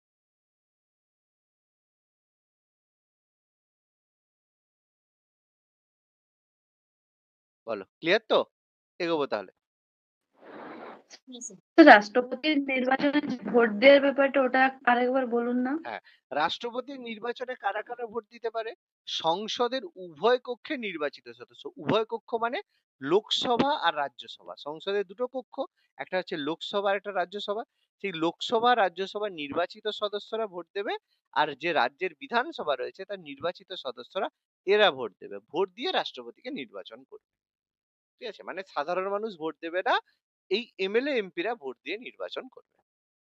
ঠিক আছে, এবার হ্যাঁ। এই, হ্যাঁ, এই রাষ্ট্রপতির যে ভোট হয় সেটা কি ইভিএম টিভিএম এ হয় না, এখানে ব্যালট পেপারে ভোট হয়। ব্যালট পেপার মানে ওই যে কাগজে দিয়ে যে ভেতরে ঢুকিয়ে দেওয়া হয়, ঠিক আছে, এটাকে ব্যালট পেপার হয় এবং ব্যালট ভোট বলা হয় এই জন্য। এবং একটা গুরুত্বপূর্ণ গোপন ভোট হয়, মানে যখন ভোট হবে তখন তুমি কিন্তু মেনশন করতে পারবে না যে আমি কাকে ভোট করছি। অর্থাৎ ব্যালট পেপারে যখন ঢোকাবে, যখন দেবে, তখন কিন্তু তুমি বলতে পারবে না যে ভোট তুমি কাকে দিচ্ছ। যদি বলো তোমার ভোটটা তোমার বাতিল হয়ে যাবে। এরকম কিছুদিন আগে হয়েছিল। পিএস সাংমা বলে একজন ব্যক্তি ছিল, যিনি, যার ভোটের সময় একজন এমপি বলে দিয়েছিল যে আমি ভুল করে এর জায়গায় তাকে ভোট দিয়েছি, তার ভোট বাতিল হয়ে গেছিল। অর্থাৎ ভোট কিন্তু কাকে দিচ্ছ তুমি বলতে পারবে না। ভোট কমপ্লিট হয়ে যাওয়ার পরে তুমি বলো, কিন্তু ভোট যখন চলাকালীন তুমি সেখানে বলতে পারবে না তুমি কাকে ভোট দিচ্ছ। ঠিক আছে, এটা রেস্ট্রিকশন থাকে। এবং কি হয়, একক হস্তান্তরযোগ্য সমানুপাতিক প্রতিনিধিত্ব। এটা কি জিনিস? একক হস্তান্তরযোগ্য সমানুপাতিক প্রতিনিধিত্ব মানে, দেখো এখানে এই জিনিসটা একটু বুঝিয়ে দিচ্ছি যে কি হয়। একক হস্তান্তরযোগ্য সমানুপাতিক প্রতিনিধিত্ব কথাটার মানে হচ্ছে, যে এমপির কাছে যত বেশি বা যে এমএলএ এর কাছে যত বেশি জনসংখ্যা থাকবে সে তত বেশি তার ভোটের ভ্যালু হবে। বলে স্যার বুঝতে পারলাম না কথাটা কি বললেন, স্বাভাবিকভাবে বোঝাটা সম্ভব নয়। একটু বুঝিয়ে দিচ্ছি ব্যাপারটা কি। সাপোজ ধরো, আমরা যদি দেখি আমাদের পশ্চিমবঙ্গ, ওয়েস্ট, আমাদের ধরো হচ্ছে, সাপোজ ধরো হচ্ছে তামিল, ওয়েস্ট ইউপি, উত্তরপ্রদেশে টোটাল ধরো আমাদের 100 জন লোক রয়েছে। ঠিক আছে, সেখানে সিট রয়েছে মানে এমএলএ এর সংখ্যা রয়েছে সাপোজ ধরো 5 জন। ঠিক আছে, এবার ধরো সাপোজ ধরো কেরালা, কেরালা রয়েছে, সেখানেও, সেখানে ধরো 50 জন লোক রয়েছে। সেখানে, সেখানেও সিট রয়েছে কতগুলো, সাপোজ ধরো 5টা সিট রয়েছে। ভালো কথা। এবার কি হলো, তাহলে উত্তরপ্রদেশে প্রত্যেক যে ক্যান্ডিডেট পিছু মানে প্রত্যেক এই যে ৫ জন যে ৫ টা যে এমপি রয়েছে তারা কতজন প্রত্যেক ক্যান্ডিডেট পিছু তার জনসংখ্যা রয়েছে? ২০ জন। ৫ দুয়ে ১০ ২০ জন। আর এখানে কেরালায় প্রতি এমপি পিছু লোক সংখ্যা কত? ১০ জন। এবার যখন একটা কোনো জায়গায় ভোট দেবে, তখন উত্তরপ্রদেশের একজন এমপি যদি কাউকে ভোট দেয়, তার ভোটকে কাউন্ট করা হবে ২০ হিসেবে। কারণ মানে ২০ র জায়গায় ধরো ২ হিসেবে কাউন্ট করা হলো। কিন্তু কেরালার কেউ যদি কোনো এমপি ভোট দেয়, তার কাউন্ট করা হবে ১ হিসেবে। মানে কেরালার একজনের ভোট ১, কিন্তু উত্তরপ্রদেশের একজনের ভোট মানে ২। এইভাবে যোগ করা হয়। বলবে স্যার কেন? তার কারণ যার জনসংখ্যা বেশি তার ভোটের ভ্যালু বেশি। সেই কারণে একটা কথা আছে, ইউপি যার সরকার তার। কারণ ইউপির ক্ষেত্রে এমএলএ এমপিদের যে ভোট জনসংখ্যা প্রচুর বেশি, সেই কারণে উত্তরপ্রদেশের যার হাতে রয়েছে, উত্তরপ্রদেশ, বিহার যার হাতে রয়েছে, তার হাতে সবসময় ক্ষমতা থাকবে। এখন পশ্চিমবঙ্গ হয়ে গেছে, পশ্চিমবঙ্গে প্রচুর জনসংখ্যা রয়েছে, সেখানে পশ্চিমবঙ্গ দেখো বিজেপি হয়ে গেছে, অর্থাৎ এবার বিজেপি কে সরানো এক কথায় অসম্ভব, নেক্সট টু ইম্পসিবল হয়ে গেছে। বোঝা গেল? এটাকেই বলা হচ্ছে একক হস্তান্তরযোগ্য সমানুপাতিক প্রতিনিধিত্ব। ঠিক আছে? আর যখন ভোট দেওয়া হয় পাশে কিন্তু র‍্যাংক দিতে হয়। মানে র‍্যাংক মানে কি? সাপোজ ভোট দেওয়ার সময় তুমি কি এরকম বলবে না যে আমি একে ভোট দিচ্ছি, সেরকম না। তোমাকে র‍্যাংক সিলেক্ট করতে হবে। কিরকম? সাপোজ ধরো অরূপ বলে একজন ভোটে দাঁড়িয়েছে। ঠিক আছে? তারপর ধরো হচ্ছে বিনয় বলে একজন ভোটে দাঁড়িয়েছে। তারপর ধরো চিন্ময় বলে একজন ভোটে দাঁড়িয়েছে। ৩ জন রাষ্ট্রপতির জন্য পদে দাঁড়িয়েছে। এবার সে যখন ভোট দেবে তখন বললো আমি অরূপকে ১ নাম্বার প্রেফারেন্স দিচ্ছি, চিন্ময়কে ২ নাম্বার প্রেফারেন্স দিচ্ছি, বিনয়কে ৩ নাম্বার প্রেফারেন্স দিচ্ছি। আরেকজন ব্যক্তি সে অরূপকে ১ নাম্বার প্রেফারেন্স দিল, বিনয়কে ২ নাম্বার দিল, চিন্ময়কে ৩ নাম্বার দিল। আরেকজন ব্যক্তি বিনয়কে ১ নাম্বার দিল, অরূপকে ২ নাম্বার দিল, চিন্ময়কে ৩ নাম্বার দিল। এবার যে ১ নাম্বার প্রেফারেন্স এ পাবে, সে ভোটে তার পুরো ভোটটা পাবে। মানে সে ২ হিসেবে কনসিডার করা হবে যে ১ নাম্বার দিল। এবার ২ নাম্বারকে যে দিয়েছে তার অর্ধেক। মানে তার ভোট কাউন্ট করা হবে ১। ৩ নাম্বার দিল 0.5। এবার দিল, তাহলে এইভাবে ভোট দিল। এইভাবে ভোট দেওয়ার পরে একটা কাউন্ট করা হবে কার পয়েন্ট বেশি হচ্ছে। যার পয়েন্ট বেশি হবে সে সিলেক্টেড হবে রাষ্ট্রপতি হিসাবে। অর্থাৎ রাষ্ট্রপতির ক্ষেত্রে ভোট কিন্তু এরকম র‍্যাংক হিসেবে করা হয়। এরকম নয় যে আমি একজনকে ভোট দেব। তোমাকে সবাইকেই সিকোয়েন্স ওয়াইজ পরপর সাজিয়ে দিতে হবে যে আমার পছন্দের প্রার্থী এইটা, এইটা, এইটা, এইভাবে সাজিয়ে তোমাকে লিখতে হবে। ঠিক আছে? ভোট কারা দিতে পারবেন না রাষ্ট্রপতি নির্বাচনে? রাজ্যসভায় যে মনোনীত প্রার্থীরা রয়েছে, আমি বললাম কতজন মনোনীত প্রার্থী থাকে? ১২ জন। ১২ জন সদস্য থাকে যাদের রাষ্ট্রপতিতে রাজ্যসভায় মনোনীত করা হয়। আর রাজ্যের বিধান পরিষদ রয়েছে। সব রাজ্যে থাকে না, কিছু, কিছু রাজ্যে বিধান পরিষদ রয়েছে। তাদের সদস্যরাও কিন্তু ভোট দিতে পারবে না। ঠিক আছে? এটা হচ্ছে আমাদের ব্যাপার। বোঝা গেল? খুব কঠিন ব্যাপার নয়। ডাউট থাকলে সঙ্গে, সঙ্গে জিজ্ঞেস করবে, কোনো সমস্যা নেই। যার যা মনে প্রশ্ন, মনের ভেতরের প্রশ্ন সব জিজ্ঞেস করবে, কোনো চাপ নেই। এবার ১ম যে রাষ্ট্রপতি নির্বাচন সেটা কবে হয়েছিল? ১৯৫২ সালে। 1952 ১৯৫২ সালে ১ম রাষ্ট্রপতি নির্বাচন হয়েছিল। বলবে তাহলে স্যার রাজেন্দ্র প্রসাদ নিশ্চয়ই ১৯৫২ সালে রাষ্ট্রপতি হয়েছিল? না, রাজেন্দ্র প্রসাদ রাষ্ট্রপতি হয়েছিল ১৯৫০ সালে। বলবে স্যার এ কি হলো? আপনি বললেন তো ৫২ এ রাষ্ট্রপতি নির্বাচন হয়। তাহলে আগে থেকে সে রাষ্ট্রপতি কি করে হয়ে গেল? তাহলে এখানে একটু ইতিহাসটা আমাদের ছোট্ট করে বুঝে নিতে হবে। দেখো ভারত স্বাধীন হলো কবে? ভারত স্বাধীন হয়েছিল ১৯৪৭ সালে। 1947 এ স্বাধীন হয়েছিল। ঠিক আছে? এবার যখনই স্বাধীন হয়েছিল তখনই কিন্তু ভারতকে রাষ্ট্রপতির পদ তৈরি হয়নি। কেন তৈরি হয়নি? কারণ রাষ্ট্রপতি সেই সব দেশেরই থাকতে পারে যাদের নিজস্ব সংবিধান রয়েছে। কারণ সংবিধানই পদ সৃষ্টি করে। তাহলে কনস্টিটিউশন আমাদের নেই। তাহলে কোনো রাষ্ট্রপতি থাকা যাবে না। সেই কারণে আমাদের ১৯৪৭ আগে থেকে আমাদের তৈরি করা হয়েছিল কি? একটা পদ, সেটাকে বলা হয় গভর্নর জেনারেল। ঠিক আছে? তৈরি করা হয়েছিল গভর্নর জেনারেল। ইস্ট ইন্ডিয়া কোম্পানিরও গভর্নর জেনারেল ছিল। তাহলে লর্ড মাউন্টব্যাটেন গভর্নর জেনারেল ছিল ১৯৪৭ সালে ১৫ই আগস্ট যখন ভারত স্বাধীন হলো, তখন গভর্নর জেনারেল হিসেবে অ্যাপয়েন্ট করে দেওয়া হলো কাকে, বা কার হাতে পাওয়ার দিয়ে দেওয়া হলো? সে হেড অফ দ্য স্টেট রাষ্ট্রপতির মতো। সে হলো সি রাজা গোপালাচারী। চক্রবর্তী রাজা গোপালাচারীকে গভর্নর হিসেবে অ্যাপয়েন্ট করে দেওয়া হলো। এবার আমাদের সংবিধান তৈরি হচ্ছে, চলছে। সংবিধান কমপ্লিট হলো কবে? ১৯৫০ সালে, 1950। তখন কি করা হলো? সংবিধান যখনই কার্যকর করা হলো ১৯৫০ সালে ২৪শে জানুয়ারি, তখন কি করা হলো? রাষ্ট্রপতি পদ সৃষ্টি করা হলো এবং রাষ্ট্রপতি হিসেবে কাকে করা হলো? রাজেন্দ্র প্রসাদকে।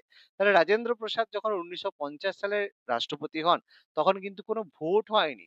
তিনি সাধারণভাবেই রাষ্ট্রপতি হিসেবে তাকে নির্বাচন করে দেওয়া হয়েছে 1952 তে। কিন্তু যখন সংবিধান কার্যকরী হলো সম্পূর্ণভাবে, সেখানে ইলেকশন ঘোষণা করতে হবে। এই জন্য 1952 সালে প্রথম নির্বাচন ঘোষণা করা হলো। রাষ্ট্রপতি প্রধানমন্ত্রী নির্বাচন একসাথে ঘোষণা করা হলো। এই জন্য 1952 সালে প্রথম নির্বাচন হলো। সেখানে Rajendra Prasad as a candidate হিসেবে দাঁড়ালো। তার অপোজিশনেও দাঁড়িয়েছিল, আমি বলছি কে দাঁড়িয়েছিল। তাহলে সেখানে তিনি ভোটে জিতে গেলেন। 1952 সালে আবার রাষ্ট্রপতি হলেন। সেকেন্ড টাইম 1957 সালে তিনি আবার রাষ্ট্রপতি হলেন। এই জন্য রাজেন্দ্র প্রসাদ দুবার রাষ্ট্রপতি হয়েছেন। একটু পরেই আমি সব কথা বলছি। অর্থাৎ রাষ্ট্রপতি নির্বাচন 1952 সালে হয়েছিল, কিন্তু রাজেন্দ্র প্রসাদ রাষ্ট্রপতি হয়েছিলেন 1950 সালে। পুরো ঘটনা ক্লিয়ার করতে পারলাম? কোনো ডাউট নেই আশা করি ঘটনাটা সম্পূর্ণ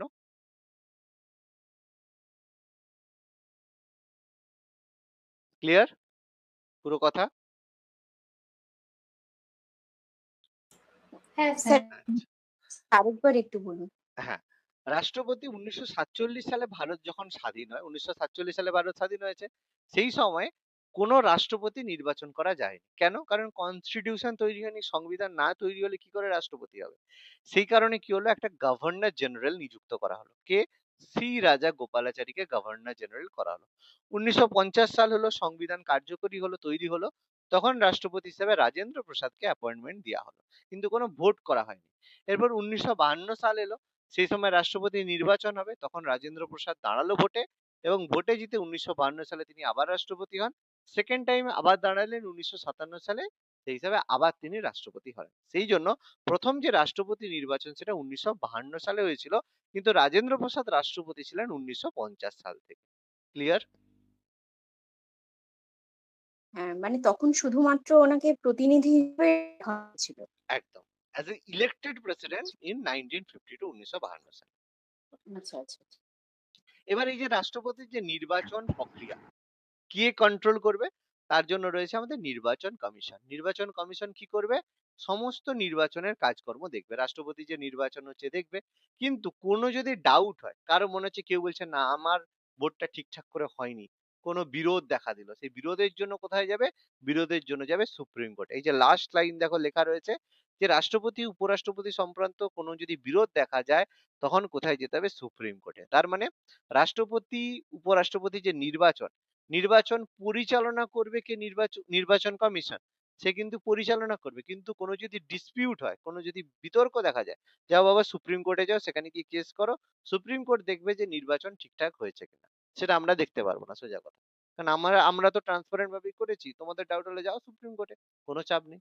অর্থাৎ রাষ্ট্রপতি নির্বাচন পদ্ধতি নির্বাচন কমিশন করবে। যদি কোনো ডিসপিউট হয়, তার জন্য সুপ্রিম কোর্ট রয়েছে। এবার রাষ্ট্রপতি যে পদপ্রার্থী হবে, তাকে মনোনয়নপত্র জমা দিতে হবে। তার মনোনয়নপত্র জমা দেওয়ার সাথে সাথে তাকে জামানত হিসেবে 15,000 টাকা জমা দিতে হবে। যখন সে ভোটে জিতে যাবে, তারপরে ফেরত দেওয়া হবে। কিন্তু 15,000 টাকা জমানত কেন দেওয়া হয়? যদি দেখা গেল সে ফলস কিছু, মিথ্যে কিছু বললো টললো, বা কোনো কিছু গন্ডগোল করলো, তখন টাকাটা দেওয়া হয় না। ঠিক আছে? কিন্তু এগুলো বেসিক্যালি সে 15,000 টাকাটা শুধু একটা মানে কথার কথা রাখতে হয় জামানত হিসেবে। তার থেকে অনেক টাকা সে ইনকাম করে নেয় এমনিতেই। ঠিক আছে? তো এটা বড় কথা নয়। রাষ্ট্রপতি যদি মনোনয়নপত্র জমা দাও, তার আগে 15,000 টাকা জমানো দিতে হবে। এবার একটু আগেই বললাম যে প্রত্যেক বিধায়কের ভোটের তুল্যমান ভিন্ন হয়। বললাম বিধায়ক বলো বা সংসদ বলো, ভোটের মান তুল্যমান ভিন্ন হয়। কেন হয় বললাম? কারণ তাদের পপুলেশন, জনসংখ্যা পিছু, ঠিক আছে, যেরকম জনসংখ্যা থাকে, সেই জনসংখ্যা পিছু ভোটের মান হয়। ঠিক আছে? ভোটের ভোটের মান নির্ধারিত হয়। একটু আগেই বললাম, যার পপুলেশন যত বেশি, তার ভোটের ভ্যালু তত বেশি হয়ে থাকে। ওই জন্য সবচেয়ে বেশি তুল্যমান রাজ্য কোনটা? উত্তরপ্রদেশ সবচেয়ে বেশি, ঝাড়খণ্ড, তামিলনাড়ু, মহারাষ্ট্র। এদের সিকোয়েন্স ওয়াইজ পরপর বেশি। আর সবচেয়ে কম, যেখানে সবচেয়ে কম লোক থাকে, নাগাল্যান্ডে সবচেয়ে কম লোক, অরুণাচল প্রদেশ, মিজোরাম, সিকিম, এসব জায়গায় লোক প্রচুর কম থাকে। সেই জন্য এদের ভোটের তুল্যমান খুব কম হয়ে থাকে, সবচেয়ে কম এইসব জায়গায় হয়ে থাকে। এবার কি বলা আছে? যদি কোনো রাষ্ট্রপতি ভোটের কোটার ভোট না পায়, তাহলে সে রাষ্ট্রপতি নির্বাচিত হতে পারবে না। আর বলেছে কোটার ভোট কি? কোটার ভোট বলতে, কোটা বলতে QUOT, কোটা মানে তাকে মোট ভোটের অর্ধেকের বেশি ভোট পেতে হবে। সাপোজ ধরো মোট ভোটার আছে 100 জন, সেই 100 জনের মধ্যে তাকে ন্যূনতম 50 জন 50 প্লাস 1 ভোট পেতে হবে। বলবে স্যার 50 প্লাস 1 মানে তাহলে তো 51। 50 প্লাস 1 মানে 51 নয়। বলবে স্যার কি বলছেন? আপনি তো অঙ্ক শিখালেন 50 প্লাস 1 মানে 51। তাহলে আর আপনি আবার বলছেন 50 প্লাস 1 মানে 51 নয়। ব্যাপারটা হচ্ছে 50 প্লাস 1 মানে 51, কিন্তু 50% vote plus 1 vote is not is equal to 51% vote. মানে কোনো একজন জায়গায় ভোটে দাঁড়িয়েছে 500 জন, ঠিক আছে? বা ধরো 1000 জন ভোটে দাঁড়িয়েছে। তাহলে 1000 জন যদি ভোটে দাঁড়ায়, তার 50% মানে কত? 500 জন। তাহলে রাষ্ট্রপতি ভোট হতে গেলে তাকে 501 জন ভোট পেলেই হবে। 500 ভোট প্লাস 1। কিন্তু তুমি যদি তার 51% ভোট করো, তাহলে সেটা কত হবে? 510 জন হবে। তাহলে 510 জন ভোটার চাই না, তোমার 501 জন ভোটার চাই। অর্থাৎ যত ভোটার হবে 50% ভোট, তার থেকে একটা ভোট তোমাকে বেশি পেতে হবে। কথাটা ক্লিয়ার হলো না হলো না? বুঝতে পেরেছি? তাহলে এটা মানে 51 আবার করে দেবে না। ঠিক আছে? তাহলে গন্ডগোল হয়ে যাবে। এইজন্য আমি যেইগুলো ভুল হয়, সেই ভুলগুলো আমি আগে থেকেই বলে দিচ্ছি এই জায়গাগুলো ভুল করবে। কারণ দেখো এই ভুলগুলো আমরাও করেছি। সেইজন্য আমি জানি কোথায় কার ভুল হতে পারে। ওইজন্য ভুলগুলো আমি পড়ানোর সময় আগে আইডেন্টিফাই করে দিচ্ছি যে এইগুলো ভুল হবে। আর যদি না ভালো করে পড়ো এগুলোই কিন্তু ভুল করবে। ঠিক আছে? এবার আর্টিকেল 57 কি বলেছে? 56, 55 পর্যন্ত পড়েছি। 56 দরকার নেই কেন? তার কারণ এগুলো উপরাষ্ট্রপতির নির্বাচন আছে, দরকার নেই। 57 আর্টিকেল বলছে রাষ্ট্রপতি 5 বছরের জন্য নির্বাচিত হন। 5 বছরের জন্য নির্বাচিত হবে। ভোটের মাধ্যমে যতবার খুশি নির্বাচিত। তুমি যদি 500 বছর বাঁচো, 500 বছর পর, পর 5 বছর পরে, পরে দাঁড়াবে, ভোট পাবে, তুমি রাষ্ট্রপতি হতে থাকবে। ভোটের মাধ্যমে যতবার খুশি রাষ্ট্রপতি হতে পারো 5 বছরের জন্য। কিন্তু আমেরিকার ক্ষেত্রে যে রাষ্ট্রপতি, সে কিন্তু সর্বোচ্চ 2 বার রাষ্ট্রপতি হতে পারবে। এরপরে সে যতই এলিজিবল হোক, সে কিন্তু ভোটের জন্য দাঁড়াতে পারবে না। কেন করা হয়েছে সর্বোচ্চ 2 বার আমেরিকার ক্ষেত্রে? কারণ আমেরিকার রাষ্ট্রপতি ভীষণ শক্তিশালী, প্রভাবশালী ব্যক্তি। তার হাতে আর্মি রয়েছে, তাহলে সে যদি 2 বারের পরে রাষ্ট্রপতি হয়, প্রচন্ড বেশি প্রভাবিত করতে পারে। সেই কারণে আমেরিকার রাষ্ট্রপতিকে 2 বারের বেশি সুযোগ দেওয়া হয় না। ওইজন্য আমেরিকার সবচেয়ে ফাইনেস্ট প্রেসিডেন্ট কে ছিল বলতো? Barack Obama. জীবনে আর কোনোদিন হতে পারবে না। ডোনাল্ড ট্রাম্প দেখো ২য় বার হয়ে গেল। এরপরে আর সে কোনোদিন আমেরিকার রাষ্ট্রপতি হতে পারবে না। ঠিক আছে? আমেরিকা এইজন্য ২ বারের বেশি কাউকে রাষ্ট্রপতি করতে দেওয়া হয় না। কারণ সে সবচেয়ে পাওয়ারফুল ব্যক্তি, প্রভাবশালী ব্যক্তি। এইজন্য তাকে দেয় না। কিন্তু ইন্ডিয়াতে রাষ্ট্রপতি হবে, যা ইচ্ছে। কোনো চাপ নেই। কিন্তু ইন্ডিয়াতেও কেন করা হয় না? তার কারণ কাজ নেই তো কিছু। সবাইকে ঘুরে, ঘুরে একটু সুযোগ দিতে হবে। সেজন্য একমাত্র রাজেন্দ্র প্রসাদই ২ বার রাষ্ট্রপতি হয়েছিল। এরপরে কেউ ২য় বারে কখনো রাষ্ট্রপতি হননি। ঠিক আছে? কারণ কাজ নেই। একটা সম্মানীয় পদ, সম্মান মানে পদ হিসেবে রাখা হয়েছে। সেইজন্য বেশি সম্মান সবাইকে দিলে হবে না। সবাইকেই সুযোগ দিতে হবে। আর্টিকেল 60 কি বলা হয়েছে? রাষ্ট্রপতিকে যে শপথ বাক্য পাঠ করানো হয়। ওথ বলা হয়। শপথ বাক্যকে বলা তার হয়। মানে স্যার, বলো, বলো। স্যার হুম। বলো, কি বলছো বলো? বলছি তার মানে ট্রাম্পের এইবারই শেষ তো? এবারেই শেষ। প্রচুর নাচানাচি করছে, এবারেই শেষ। আর হতে পারবে না। ঠিক আছে? ট্রাম্প অনেক নাচানাচি করছে, আর নাচানাচি শেষ। এবার ট্রাম্প চলে যাওয়ার পরে যদি অন্য পার্টি শেষ আসে, বলেই তাই করে যেতে চাইছে লাস্ট অব্দি। হ্যাঁ, ওই যে এবারে যদি ট্রাম্পের যে পার্টি যদি হেরে যায়, অন্য পার্টি যদি আসে, তাহলে বুঝে যাও এপস্টিন ফাইল একদম সুন্দরভাবে খুলে যাবে। এপস্টিন ফাইল জানো না? জানো না? শুনেছো এপস্টিন ফাইল সম্পর্কে? হ্যাঁ স্যার, জানি। ইয়েতে দেখেছি, ইউটিউবে। তাহলে এপস্টিন ফাইল পুরো একদম সুন্দরভাবে ডিসক্লোজ হয়ে যাবে। আর এপস্টিন ফাইল যদি ডিসক্লোজ হয়, তাহলে তো বুঝে যাও কি হচ্ছে, কি বেরোবে। যেমন এই এতদিন পরে ওটা মমতা কি স্যার ব্যানার্জি, সত্যি? একদম ওটা 100% কি সত্যি। সত্যি? ও, 100% নয়, 1,০০,০০,০০০% সত্যি। পুরোপুরি 100 এর 100 এর থেকেও বেশি পার্সেন্ট সত্যি। ওইজন্য তো মানে ডোনাল্ড ট্রাম্প ওটাকে চাপার চেষ্টা করছে। কোনো কিছু প্রকাশ করতেই দিচ্ছে না। কিন্তু করতে হবে। কারণ হচ্ছে ল আছে, সেই অনুযায়ী করতে হবে। কিন্তু প্রেসিডেন্ট আছে না? ওইজন্য চেপে রাখছে ব্যাপারটাকে। বেশিটা ফুল পাবলিশ করতে দিচ্ছে না। এই যে এতদিন পরে যখন এই যে আমাদের হচ্ছে বিজেপি সরকার এলো, আমফানের সময় তৃণমূল চুরি করছে, সব রিপোর্ট বেরোচ্ছে এখন। ঠিক আছে? আরে কি বলবো? চুরি তো করছে সবাই জানে। আর রিপোর্ট বেরোচ্ছে মানে মারাত্মক সব রিপোর্ট বেরোচ্ছে। খবর রাখবে, সব পাবে আস্তে, আস্তে। খবর তোমাদের আপডেট খুব কম আছে। আর ভালো খবর রাখবে, ভালো খবর ঠিক পাবে কোথায় কি আছে। আচ্ছা। তো যাই হোক, কোনো অসুবিধা নেই। হুম, এবার কি? হ্যাঁ। তো শপথ বাক্য বা ওথ পাঠ করেনকে সুপ্রিম কোর্টের প্রধান বিচারপতি। দেখো, যে কোনো সাংবিধানিক পদাধিকার ব্যক্তিকে ওথ নিতে হয় যে আমি শপথ করছি যে ভারতের সংবিধানের প্রতি আমি নিষ্ঠাবান হব, সমস্ত কাজ করব, এইসব ব্যাপার স্যাপার সত্য কথা বলতে হবে, এই ব্যাপার। তাহলে সেরকম ওথ পাঠ কিন্তু সবাইকেই করতে হয়, রাষ্ট্রপতি বলো প্রধানমন্ত্রী বলো সবাইকেই ওথ পাঠ করতে হয়। তো সেই জন্য রাষ্ট্রপতিকে ওথ দিয়ে থাকে সুপ্রিম কোর্টের প্রধান বিচারপতি, সেরকম প্রধানমন্ত্রীকে ওথ দিয়ে থাকেন রাষ্ট্রপতি। বেশিরভাগ প্রায় সবাইকেই ওথ মানে শপথ বাক্য পাঠ করান রাষ্ট্রপতি।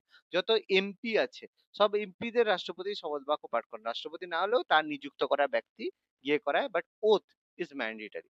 যদি তিনি সুপ্রিম কোর্টে সেই সময় প্রধান বিচারপতি না থাকেন, তাহলে সুপ্রিম কোর্টের যে সিনিয়র মোস্ট জাজ প্রবীণতম বিচারপতি তার হয়ে সেই কাজটা করে।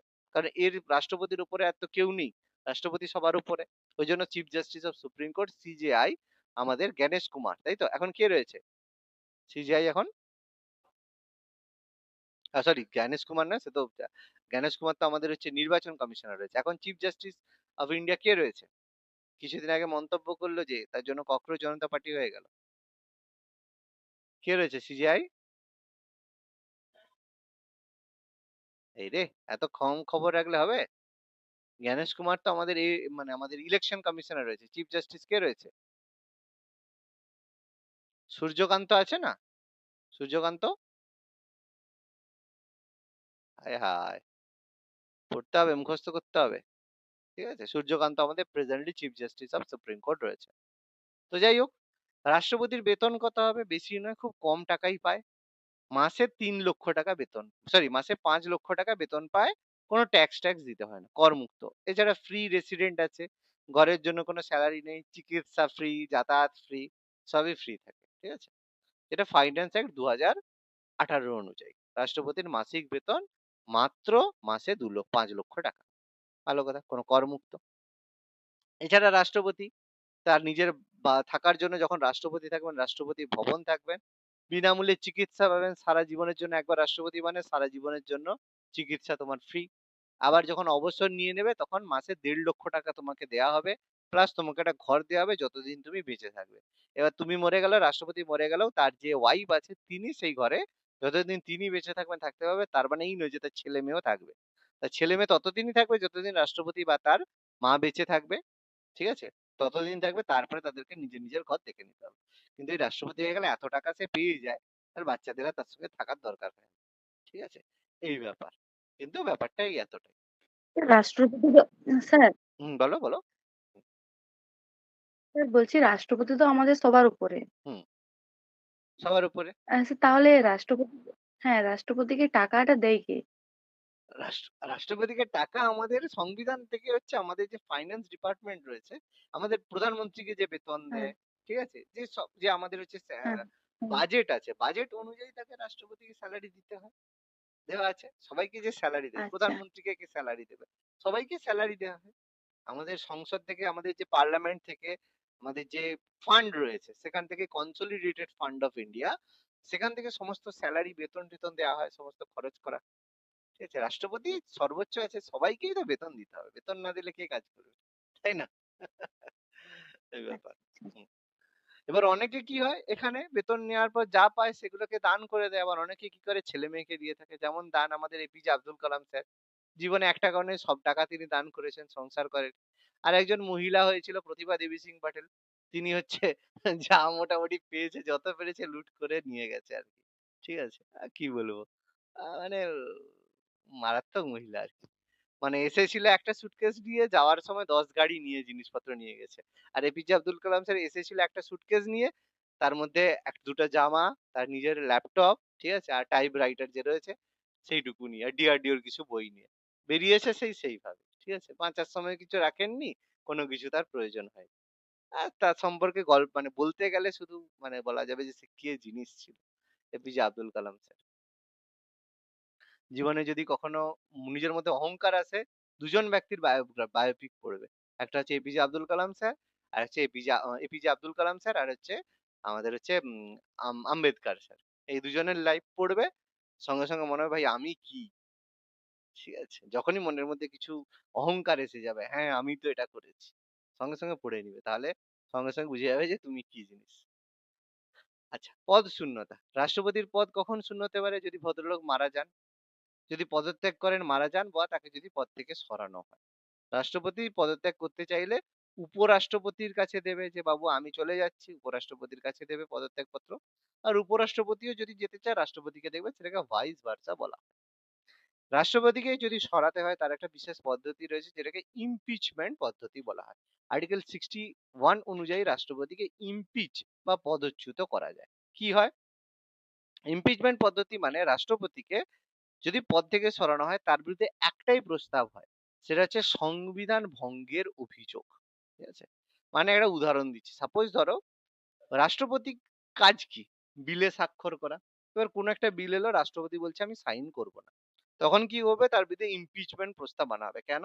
না, রাষ্ট্রপতি সংবিধান ভঙ্গ করছে। অথবা রাষ্ট্রপতি যদি কোনো কিছু মার্ডার করে থাকে বা কোনো কিছু, তার জন্য তার কিন্তু পদে থাকা অবস্থায় শাস্তি হয় না, কিন্তু রাষ্ট্রপতির বিরুদ্ধে যদি সংবিধান ভঙ্গের অভিযোগ আনা হয় এবং সেই অভিযোগ আনার পরে যদি সংসদের উভয় কক্ষ মানে লোকসভা রাজ্যসভা যদি উভয় কক্ষ 2/3 সদস্য তারা যদি বলে হ্যাঁ, ভোট দিয়ে বলে হ্যাঁ, তখনই রাষ্ট্রপতিকে পদচ্যুত করা যায়। তবে পদচ্যুত করার 14 দিন আগে বলতে হবে দাদা আপনার বিরুদ্ধে ইমপিচমেন্ট প্রস্তাব আনা হচ্ছে, নোটিশ দেওয়া হচ্ছে। কি কারণে হচ্ছে আপনি জানেন, যদি সেটা ঠিক করে নিতে পারেন তাহলে হবে না। আর যদি বলেন না হবে, যদি বলা হয় যে না আপনি শুনবেন না, তাহলে আমরা ইমপিচমেন্ট প্রস্তাব আনবো। আর পাস হয়ে গেলে তো আপনাকে হাওয়া হয়ে যেতে হবে। অর্থাৎ রাষ্ট্রপতিকেও কিন্তু পদচ্যুত করা যেতে পারে, যদি পার্লামেন্টে 14 দিন আগে নোটিশ দেওয়া হবে, সে যদি তার মধ্যে কথা শুনে নেয় ভালো কথা, নাহলে 2/3 মানে উভয় পক্ষকে পাঠানো হবে, সেখানে 2/3 সদস্য এগ্রি যদি করে দেয়, রাষ্ট্রপতিকে বলবে দাদা হয়ে গেছে, আপনি আসতে পারেন, টাটা। ঠিক আছে? তার মানে রাষ্ট্রপতি যা ইচ্ছা করতে পারবেন। এবার অ্যাকর্ডিং টু 65, রাষ্ট্রপতি যদি কোনো সময় পদত্যাগ করেন বা মারা যান, উপরাষ্ট্রপতি তার দায়িত্ব পালন করবে। উপরাষ্ট্রপতি সে রাষ্ট্রপতির পদ গ্রহণ করবে, দায়িত্ব পালন করবে। ঠিক আছে? এই হচ্ছে আমাদের ব্যাপার। বলো, কারো যদি এতটা পর্যন্ত এর মধ্যে কোনো কোয়ারি বা প্রশ্ন থাকে বলুন। নাকি একদম ঝাকাস বোঝা গেছে? ভালোভাবে বোঝা গেছে? সুন্দরভাবে? একদম বোঝা গেছে স্যার। এবার মনে রাখাটাই কষ্ট। মনে রাখাটাই কষ্ট। এটা ভালো কথা বলছো। বুঝে তো গেছি স্যার, মনে কি করে রাখবো? ঠিক আছে, এবার আরো মনে করতে হবে। কম পড়লে তো হবে না, এবার পড়তে হবে। এবার রাষ্ট্রপতির যে তালিকা, কার পরে কে রাষ্ট্রপতি হয়েছে, এই তালিকা পড়ার আগে আগে লিস্ট দেখে নি, কবে কে রাষ্ট্রপতি হয়েছে। লিস্টটা দেখে নিয়ে তারপরে আমাদের পড়তে সুবিধা হবে কে হয়েছে। প্রথম রাষ্ট্রপতি ডক্টর রাজেন্দ্র প্রসাদ। তাহলে তিনি 26শে জানুয়ারি 1950-এ রাষ্ট্রপতি হয়েছেন। কতদিন করেছেন? 1962, 13ই মে পর্যন্ত। প্রথম যখন রাষ্ট্রপতি হয়েছিলেন তার মানে তার বিরুদ্ধে অপোনেন্ট ছিল কেটি শাহ। আর তারপরে এন দাস তার পদর্পণের রাইভাল ছিল। দুবার দাঁড়িয়েছিল, দুবার দুটো রাইভাল। তারপর 13ই মে 1962-তে তিনি চলে যাওয়ার পর ডক্টর সর্বপল্লী রাধাকৃষ্ণন, তিনি উপরাষ্ট্রপতি ছিলেন, তিনি রাষ্ট্রপতি হন 1962-তে। তিনি 13ই মে 1967 পর্যন্ত তিনি রাষ্ট্রপতির দায়িত্ব পালন করেন। চৌধুরী হরিরাম তার অপোজিট ছিল, রাইভাল ছিল। তারপরে ডক্টর জাকির হোসেন ভারতের রাষ্ট্রপতি হন, 1967 সালে হন, কিন্তু 1969 সালে তিনি মারা যান। প্রথম রাষ্ট্রপতি যিনি মানে পদে থাকা অবস্থায় মারা যান। আমি লেখা আছে, এগুলো সব উপর পেজে লেখা আছে, এদের সম্পর্কে লেখা আছে। তারপর ভিভি গিরি, তিনি তখন মানে উপরাষ্ট্রপতি ছিলেন, তিনি কি করেন? উপরাষ্ট্রপতির দায়িত্ব পালন করেন। উপরাষ্ট্রপতি রাষ্ট্রপতির দায়িত্ব পালন করেছিল 3 মে 1969 থেকে 20 জুলাই 1969 পর্যন্ত। কিন্তু বলাই আছে যে রাষ্ট্রপতি যদি মারা যান, উপরাষ্ট্রপতি ম্যাক্সিমাম 6 মাসের জন্য তার দায়িত্ব পালন করতে পারবে। 6 মাসের মধ্যে নতুন রাষ্ট্রপতি আনতে হবে। এবার ভিভি গিরি বলে আমি রাষ্ট্রপতি হব, সেই জন্য সে কি করে পদত্যাগ করে দিয়েছিল।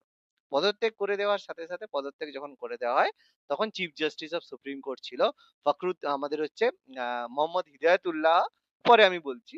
তিনি কি করেন? রাষ্ট্রপতির দায়িত্ব পালন করেন এবং ভিভি গিরি তিনি রাষ্ট্রপতি পদপ্রার্থী হয়ে দাঁড়ান এবং 24শে আগস্ট 1969 থেকে 24শে আগস্ট 1974 পর্যন্ত তিনি রাষ্ট্রপতি হন। তার মানে প্রথম যে টার্ম 3 মে 1969 থেকে 20 জুলাই 1969, উপরাষ্ট্রপতি থাকা অবস্থায় রাষ্ট্রপতির দায়িত্ব পালন করেন। উপরাষ্ট্রপতি ভিভি গিরি ছিলেন, কিন্তু তিনি রাষ্ট্রপতির দায়িত্ব পালন করেছেন। আর পরের টার্মটা যেটা তার অ্যাকচুয়াল ফুল টার্ম। তারপরে ডক্টর ফখরুদ্দিন আলী আহমেদ, তিনি এলেন রাষ্ট্রপতি হয়ে 24শে আগস্ট 1974, কিন্তু তিনিও মানে থাকা অবস্থায় 1977-এ তিনি মারা যান। এই ভদ্রলোকের সময়ই আমাদের 1975 সালে এমার্জেন্সি করেছিল। মানে ইন্দিরা গান্ধী এনাকে দিয়ে সুন্দর হাতের পুতুলের মতো নাচিয়েছিল। আর ইনি তো অমেরুদণ্ডী প্রাণী, কোনো চাপ নেই। ঠিক আছে? ভালো কথা। যত কিছু মানে যত সংবিধান আজকের দিনে খারাপ হওয়ার পেছনে এই ভদ্রলোকের অবদান অনস্বীকার্য। রাষ্ট্রপতিকে এই যে মানে একদম যাকে বলা হয় হাতের পুতুল বানিয়ে দেওয়ার পেছনে এই ভদ্রলোকের একদম এই ভদ্রলোককে দিয়ে যত সব ফালতু অ্যামেন্ডমেন্ট সাইন করিয়েছিল। আজকের দিনে রাষ্ট্রপতি একদম যাকে বলা হয় মানে কি বলবো কোনো কাজের নয়, তার কারণ এই ভদ্রলোক ফখরুদ্দিন আলী আহমেদ। ঠিক আছে? পরে বলছি ব্যাপার স্যাপার কি ছিল। ইন্দিরা গান্ধীর পুরো কাজ। তারপরে নীলম সঞ্জীব রেড্ডি প্রথম জনতা পার্টি থেকে রাষ্ট্রপতি হন 1977 সালে। 1982 সালে তিনি রাষ্ট্রপতি হন আনঅপোজড, কোনো পদপ্রার্থী ছিল না, বিনা প্রতিদ্বন্দ্বিতায় প্রথম রাষ্ট্রপতি ছিল ডক্টর নীলম সঞ্জীব রেড্ডি। তারপরে ইন্দিরা গান্ধী আবার এলো, শিখ কমিউনিটি থেকে জ্ঞানী জেল সিং কে রাষ্ট্রপতি করলো 1982 থেকে 1987 পর্যন্ত তিনি রাষ্ট্রপতির দায়িত্ব পালন করলেন। এরপরে দেখো পুরো same date, day to date পুরো চলছে। মানে এর আগে যা মরার মরে গেছে। ফখরুদ্দিন আলী আহমেদ তিনিও মারা যান। আর জাকির হোসেন দুজন রাষ্ট্রপতি যিনি কর্মরত অবস্থায় মারা যান। ওই জন্য দেখবে সরপেটে সব 25শে জুলাই ডেট। মানে যেই ডেটে ঢুকেছে সেই ডেটে সব বেরিয়েছে। ঠিক আছে? তারপরে রামস্বামী ভেঙ্কটরমন 87 তে আসেন, 92 তে চলে যান। পাশে অপোনেন্ট দেওয়া আছে। তারপরে শঙ্কর দয়াল শর্মা 92 তে আসেন, 97 তে চলে যান।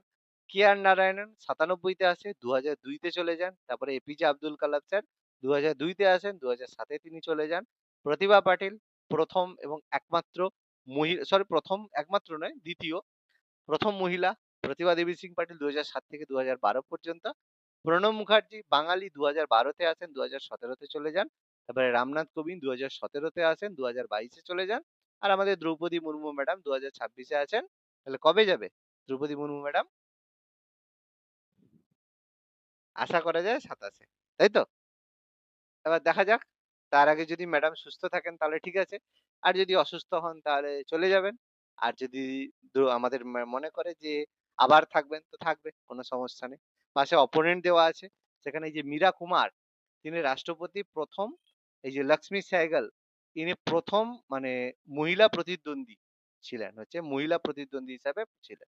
মীরা কুমার দ্বিতীয় মহিলা প্রতিদ্বন্দ্বী ছিল, যেটা হচ্ছে আমাদের জগজীবন রামের মেয়ে। দুজন মহিলা প্রতিদ্বন্দ্বী ছিল।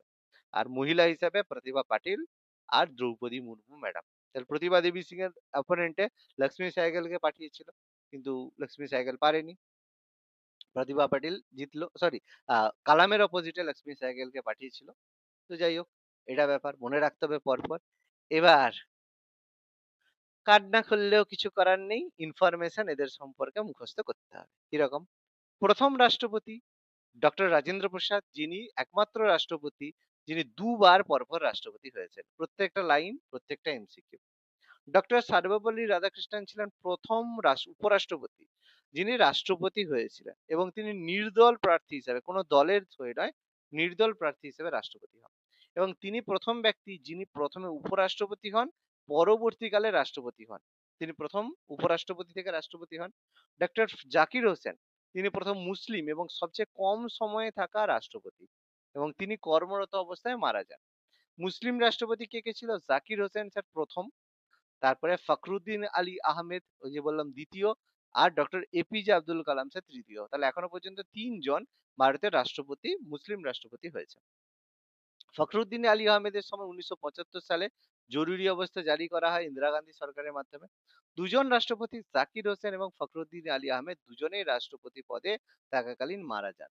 নীলম সঞ্জীব রেড্ডি একমাত্র রাষ্ট্রপতি যিনি বিনা প্রতিদ্বন্দ্বিতায় জয়ী হয়েছিলেন। বললাম নীলম সঞ্জীব রেড্ডি সম্পর্কে আরেকটা ইনফরমেশন পড়তে হবে। তিনি একমাত্র ব্যক্তি যিনি একসময় মুখ্যমন্ত্রী ছিলেন, ঠিক আছে, লোকসভার স্পিকার ছিলেন এবং রাষ্ট্রপতি ছিলেন। মানে একসঙ্গে তিনটে পদ নয়, তিনটে পরপর পদ তিনি পেয়েছিলেন। কিন্তু এরকম আর কেউ হয়নি যে সিএম, স্পিকার, রাষ্ট্রপতি তিনটেই পেয়েছিল। হ্যাঁ, এরকম আছে যে তিনি মুখ্যমন্ত্রী থেকে রাষ্ট্রপতি হয়েছেন কিন্তু স্পিকার হয় এরকম নেই।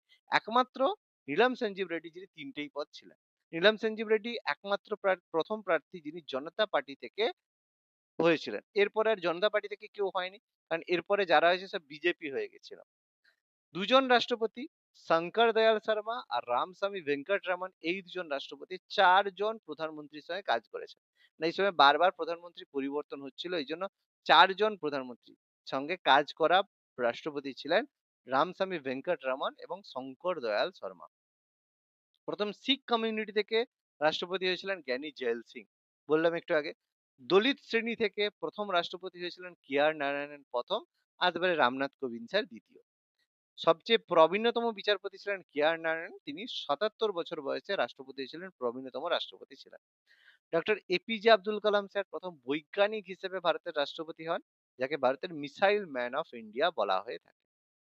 প্রথম ট্রাইবাল ও উপজাতি গোষ্ঠী থেকে রাষ্ট্রপতি হয়েছিলেন দ্রৌপদী মুর্মু ম্যাডাম, প্রেজেন্টলি তিনি রয়েছেন। প্রণব মুখার্জি হয়েছিলেন ভারতের প্রথম এবং একমাত্র বাঙালি রাষ্ট্রপতি। প্রথম মহিলা পদপ্রার্থী ছিল লক্ষ্মী সাহেগেল, একটু আগেই যার নাম বললাম, লিস্টের মধ্যে রয়েছে। প্রতিভা দেবী সিং পাটিল ভারতের প্রথম মহিলা রাষ্ট্রপতি এবং দ্বিতীয় রাষ্ট্রপতি, এর আগে তিনি রাজস্থানের রাজ্যপাল ছিলেন। রামনাথ কোবিন্দ প্রথম বিজেপি প্রার্থী থেকে রাষ্ট্রপতি হন, রামনাথ কোবিন্দ, ঠিক আছে। রামনাথ কোবিন্দ প্রথম বিজেপি প্রার্থী থেকে আসা রাষ্ট্রপতি। বলবে sir APJ Abdul Kalam sir তো ছিল, তখন বিজেপি ছিল, কিন্তু আব্দুল কালাম স্যার তিনি কিন্তু বিজেপি না, তিনি বৈজ্ঞানিক হিসেবে রাষ্ট্রপতি হয়েছিলেন। কিন্তু Ramnath Kovind is a politician figure, তিনি বিজেপি থেকে রাষ্ট্রপতি হন। সবচেয়ে কনিষ্ঠতম রাষ্ট্রপতি বললে দ্রৌপদী মুর্মু এবং নীলাম সঞ্জীব রেড্ডি, দুজনেরই নাম মাথায় রাখবে, কারণ দুজনেই 64 বছর বয়সে রাষ্ট্রপতি হয়েছে। কিন্তু যদি মান্থের হিসাব করা হয় তাহলে নীলাম সঞ্জীব রেড্ডি সবচেয়ে কম হয়ে থাকে। এটা কন্ট্রোভার্সিয়াল প্রশ্ন, পরীক্ষা থাকলে যে কোনো একটা উত্তর হবে, যে কোনো একটা থাকলে একটাও দেবে। এবার যদি দুটো অপশনে থাকে তখন রাম নাম, কে কার উত্তরটা ঠিক হবে কারো বোঝা মুশকিল, কারণ বিভিন্ন সোর্সে বিভিন্ন উত্তর দিয়ে থাকে। তাহলে দুটোই মাথায় রাখবে, যেটা হবে সেটা উত্তর করবে। প্রথম অস্থায়ী বা কার্যনির্বাহী রাষ্ট্রপতি ছিলেন মোহাম্মদ হিদায়াতুল্লাহ। কে হয়েছিল মোহাম্মদ হিদায়াতুল্লাহ? এই যে বললাম, যখন জাকির হোসেন স্যার মারা যান, বললাম জাকির হোসেন মারা যান, মারা যাওয়ার সময় ভাইস প্রেসিডেন্ট, প্রেসিডেন্ট ছিলেন জাকির হোসেন, রাষ্ট্রপতি, তিনি মারা গেলেন। তখন ভি গিরি, ঠিক আছে, এই যে ভি গিরি, তিনি ভাইস প্রেসিডেন্ট ছিলেন। তিনি কি করলেন? পদত্যাগ করলেন। তখন মোহাম্মদ হিদায়াতুল্লাহ তিনি ছিলেন সুপ্রিম কোর্টের প্রধান বিচারপতি। তাহলে সুপ্রিম কোর্টের প্রধান বিচারপতি এবং রাষ্ট্রপতি দুটি দায়িত্ব পালন করেছিলেন মোহাম্মদ হিদায়াতুল্লাহ। ভিভি গিরি ছিলেন একমাত্র রাষ্ট্রপতি যিনি রাষ্ট্রপতি মানে অ্যাক্টিং রাষ্ট্রপতি, রাষ্ট্রপতি উভয়ই ছিলেন, এবং একমাত্র উপরাষ্ট্রপতি যিনি পদত্যাগ করেছেন। আর কোনো উপরাষ্ট্রপতি পদত্যাগ করেনি, ভিভি গিরি পদত্যাগ করেছিল। কেন? কারণ রাষ্ট্রপতি হবেন বলে। এখনো পর্যন্ত 6 জন রাষ্ট্রপতি যিনি ভারতরত্ন পেয়েছেন। কে কে? প্রথমে সর্বপল্লী রাধাকৃষ্ণন 1954 সালে, ডক্টর রাজেন্দ্র প্রসাদ 1962 সালে, জাকির হোসেন 1963 সালে। জাকির হোসেন কিন্তু 67 থেকে রাষ্ট্রপতি ছিল, কিন্তু তার আগে তিনি কিন্তু ভারতরত্ন পেয়েছেন, ঠিক আছে। ভিভি গিরি 1975 সালে, তারপর হচ্ছে আব্দুল কালাম স্যার 1997 সালে, প্রণব মুখার্জি 2019 সালে। এরা প্রত্যেকে ভারতরত্ন প্রাপক। কত সালে এগুলো সহ মুখস্থ করতে হবে। আর বাকি তো এটা আমি বলে দিলাম, এই ব্যাপার। বলো তাহলে পড়াটা কি হবে? হবে না হবে না পরের দিন? না মাথা খারাপ?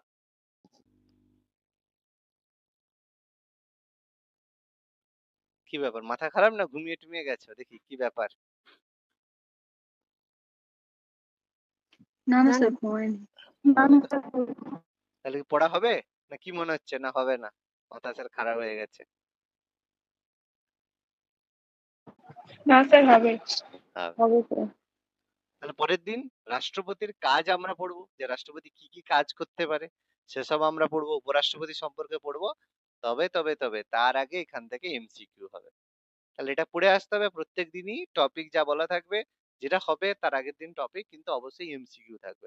প্রত্যেকটা ক্লাসে আমরা আগের ক্লাসের এমসিকিউ কিন্তু ডিসকাস করব, ঠিক আছে। অর্থাৎ এমসিকিউ যতক্ষণ না প্র্যাকটিস হবে পড়াটা কিন্তু হবে না। চেষ্টা করবে পড়া করতে, এরকম নয় যে ঠিক আছে পড়বো না, আগের দিন যা মনে আছে তার থেকে উত্তর দিয়ে দেবো, এরকম নয়। রেগুলার বেসিসে পড়াশোনা করো, পড়লে দেখবে আপডেট পাবে, ঠিক আছে। না হলে দেখবে পারবে না, করতে পারবে না। কয়েকদিন পরে, 1 সপ্তাহ, 10 দিন, 15 দিন পরে যদি প্র্যাকটিস না করো সব ভুলে কাঁচকলা হয়ে যাবে। কারণ প্রত্যেক দিনই অনেক অনেক পড়া, ঠিক আছে, কিন্তু পড়তে হবে।